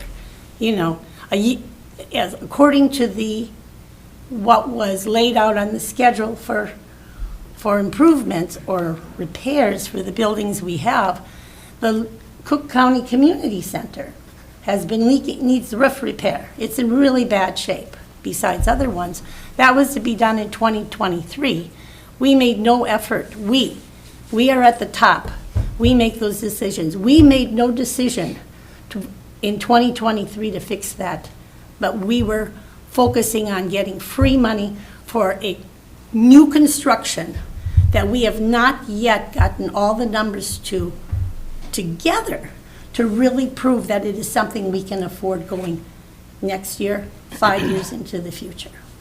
So this continues to be a premature vote on something just because we need to get money so we can have it. And then we'll worry about paying for it, going for it. That's all I have to say. Commissioner Story. Madam Chair, we've been discussing this since 2022, and Commissioner Sullivan and Administrator Yorkie went to Ely to explain why we're requesting the bonding. The bonding requires that we hire the architects. The bonding requires that we take a vote to either accept it or reject it. If we reject it, we're done. There's no bonding. Because they say, you people in Cook County really, really don't want to have any improvement. Then we're back to square one. We're even back behind the cart because the horse isn't pulling it. So, one step forward, we're not obligated to anything. We just show Senator Hochschild, Representative Scraba, and all the people in the bonding committee that we really, really need to have some support. If they give us everything, wonderful. If they give us half, okay, then we know where to go. If they give us nothing, we're really back to square one. And then we can start all over again. The vote that Until we that take happens. today is an opportunity to move forward. It's not a guarantee we're going to move forward. It's not a guarantee we're going to spend another penny. It gives us a chance to do that if things come together. Other questions or comments? Commissioner Mills. Yeah, I'm looking for the disadvantage to approve this. My understanding was that there was no obligation and there was no risk to approve this. It's just another step to work towards our ideals. From the get-go, and I'll say it again, if we do not get the bonding, we need to go back and revisit everything. That's just how it is. Commissioner Sullivan, go back to what? There is no Plan B, as it has been pointed out. There is no Plan B. We do this, or everything's going down the tubes. Courthouse, it's like, I don't know what's going to happen, but I would not imagine that this group would let things go down the tubes. We are all committed to addressing the needs that we have as a county. And if we don't get the bonding through the state, we look at the feds, we look at other options. We are going to look at multiple options, that's my guess. It still doesn't mean we're going to build it. We have to have everything in place to do that, and this is our chance at a piece of that pie. if we're going to consider building something, maybe we should consider a renovation of the courthouse. We hire outside consultants, it's not, and they give us ideas. It's not that outside consultants walk on water and they have everything just because they have a lot of experience. There has not been a true bringing architects in, bringing whomever we need to bring in, bringing in the feds for the historic preservation piece of this courthouse to renovate and to get the spaces that we might need. If it can be done. Renovating the interior of historic buildings can be done, but we have not explored that at all. We are just going for the new. And this group did approve for us to go forward with the bonding application. This group approved having BKV come in and collect this information to add to our package so that we have that opportunity. Doesn't mean we have to do it. Commissioner Johnson. Thank you, Chair. First of all, I want to thank you because this is the information I really was looking for. I really appreciate the thoughtfulness, the work you did, the communication you did with our staff to make sure you presented us with options that made sense. I questioned the second level on the LEC, but I was poo-pooed because I'm not into construction, so I'm glad to have some smart people that say, yeah, that's probably not a good idea. So what I really appreciate is that advice, that you have thought this out and you worked with our courts, and then you came up with numbers that you feel pretty confident about, sounds like, and that's what scares me, because I don't think our county has the capability to absorb this kind of justice center on this site, that it's the best option.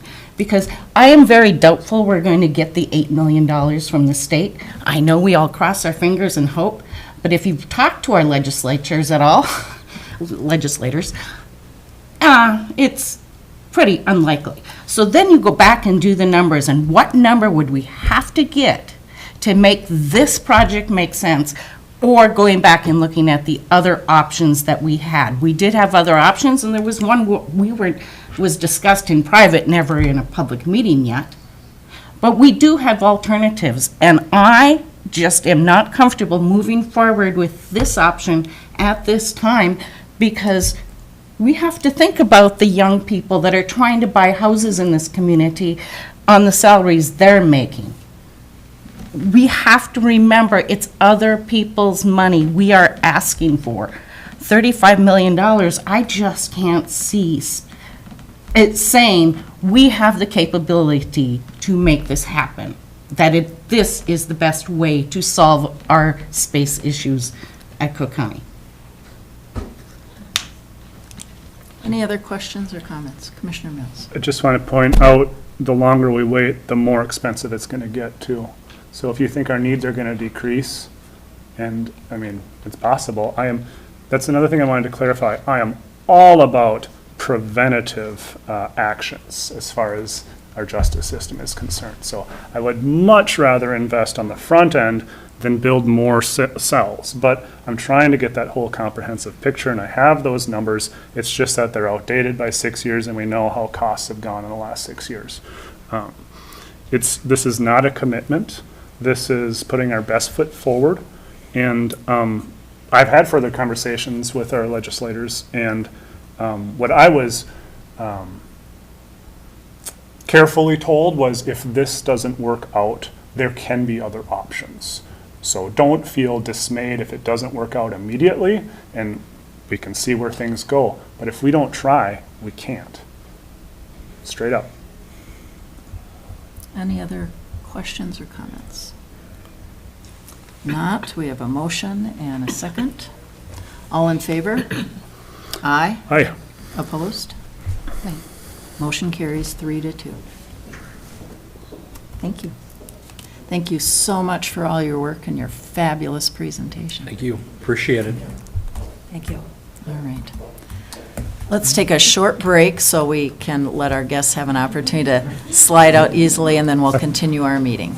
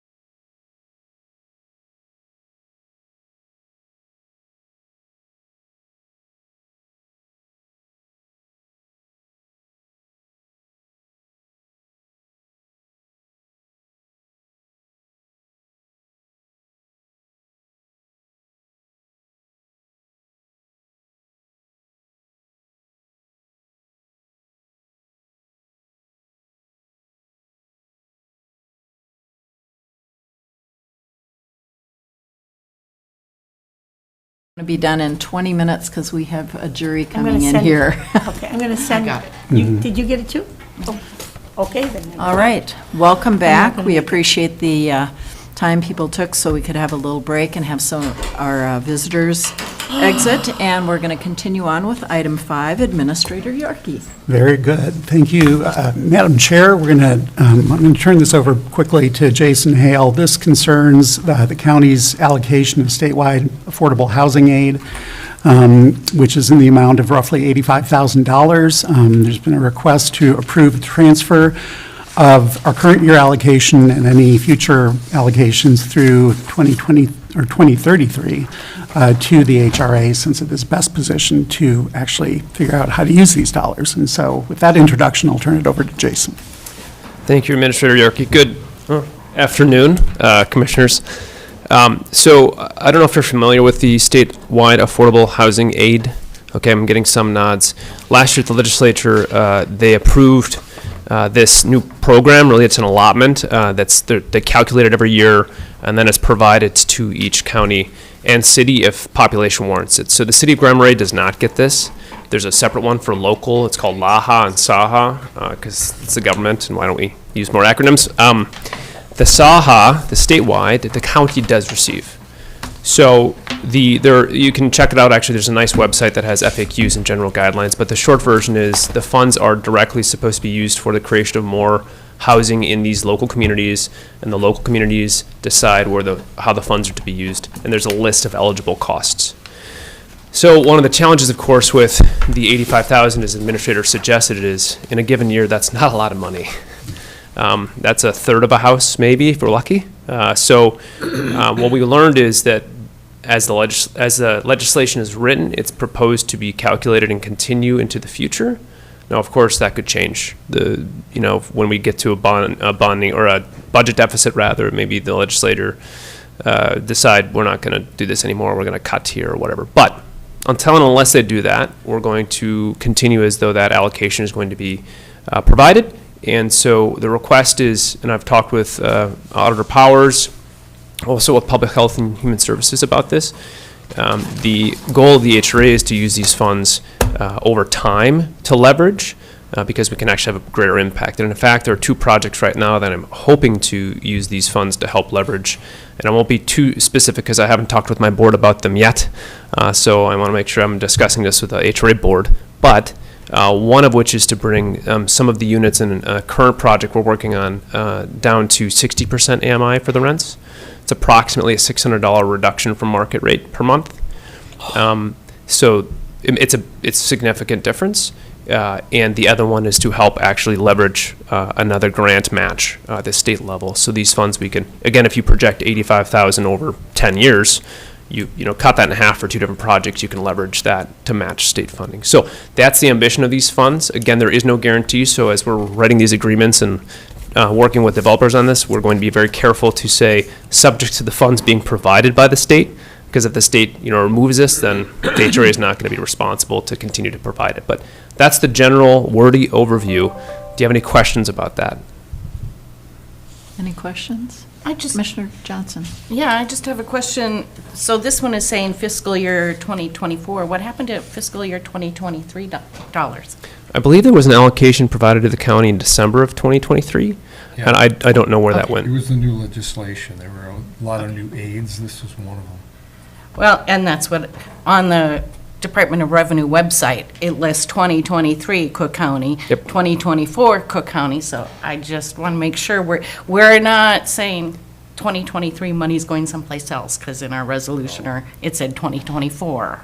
Correct. So I'm asking for the 2024 allocation, which I don't believe the first allotment's been received yet, and then for the next 10 years, because again, I don't know exactly where the December allotment went. And I have to be careful, I'm being careful with timing too with our agreements and projects, so. Well, I think we should find that December allotment and figure out where it went. If you want to provide it to the HRA, I will not fight you on that, Commissioner, if it's available. That's what, I want to know where it went and how it got spent. Sure. Regardless. Just in the Caribbean?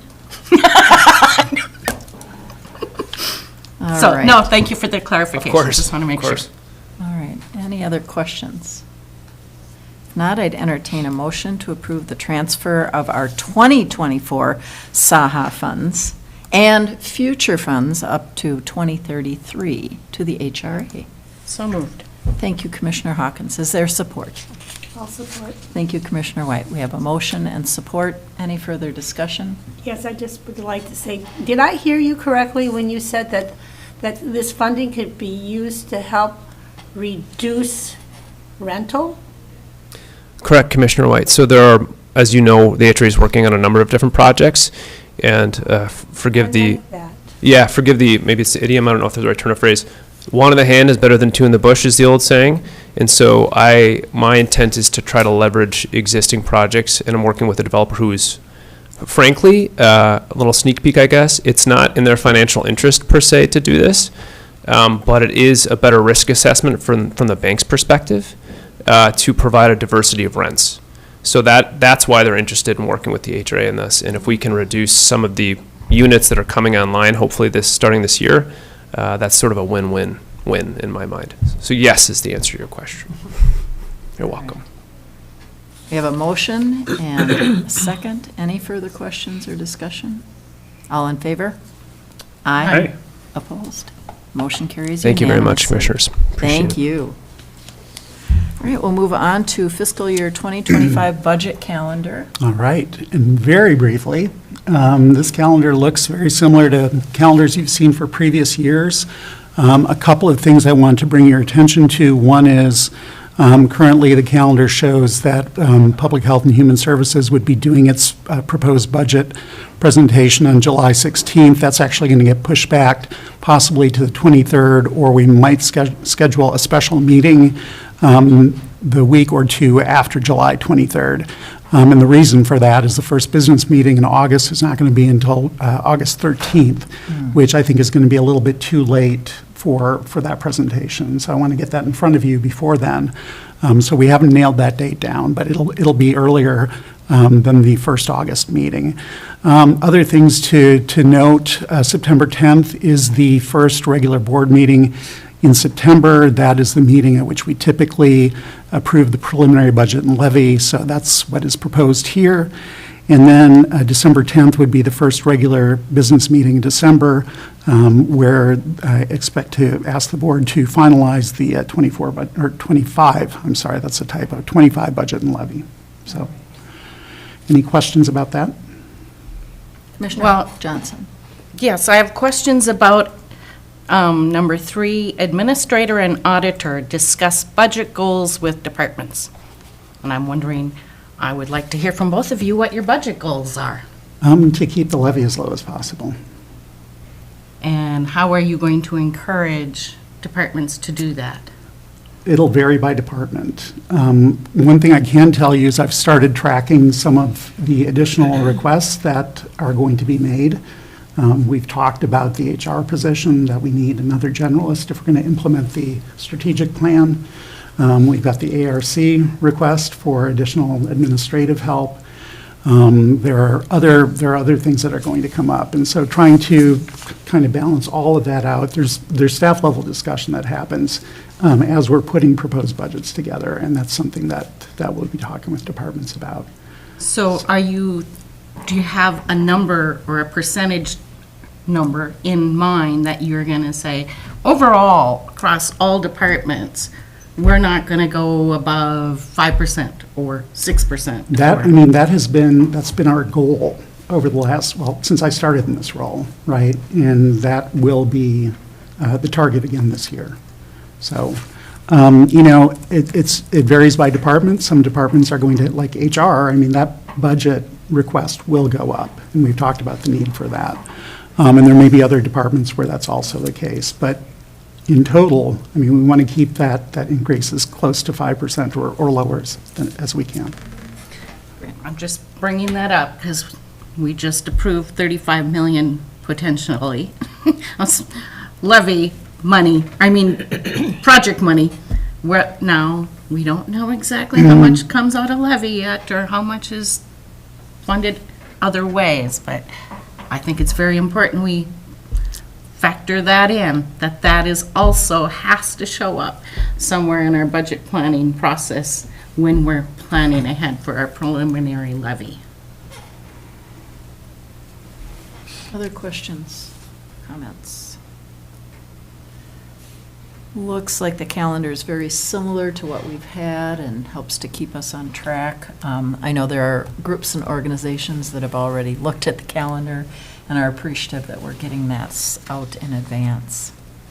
Is there a motion to approve the 2025 budget calendar, again with the caveat that PHHS will be at some time prior to that first meeting in August? Motion to approve. Thank you, Commissioner Starley. Is there support? I'll support. Any further discussion? All in favor? Aye. Aye. Opposed? Motion carries. Madam Chair, just for information, the $85,028 for 2023 is in the general fund, and our general administrative department hadn't been decided at the time how it was going to be used, who was going to get it, so we put it in that general administrative 041. Okay, That thank still you. resides there. Appreciate that. Great information. All right, we'll move on to item C, and I'm glad Commissioner Johnson is here for this, resolution of support for Arrowhead Regional Corrections. Yeah, and I'm sorry. Yeah, You wanna- I'm just curious because I had requested this be on the agenda over a month ago. Right, So- and I had, Just wondering why it's showing up now. yeah. Because and it hasn't been on the agenda yet. Yeah. And that- that's what, I want to make sure, this is the second time I've asked for something to be on an agenda and then it didn't show up, or something's fallen through the cracks. So I want to make sure it's not on my end. No, it's That not. I did something that. No, it's not. I had it in didn't my file notes. it. Okay. Correct. Just, because I know they're waiting. I had told them we'd have an answer for them, so. Just want to make sure it wasn't on me. Yep, not at all, not at all. So anything that you would like to say related to this? I know we've had, staff come from ARC, and we visited at Committee of the Whole. We've spoken about it here. Anything you would like to add? No, I think, unless anybody has any questions. I don't believe so. So just for the public, this is something that, if approved, ARC will pay for it this year, but then it's on the levy in following years. So- Correct.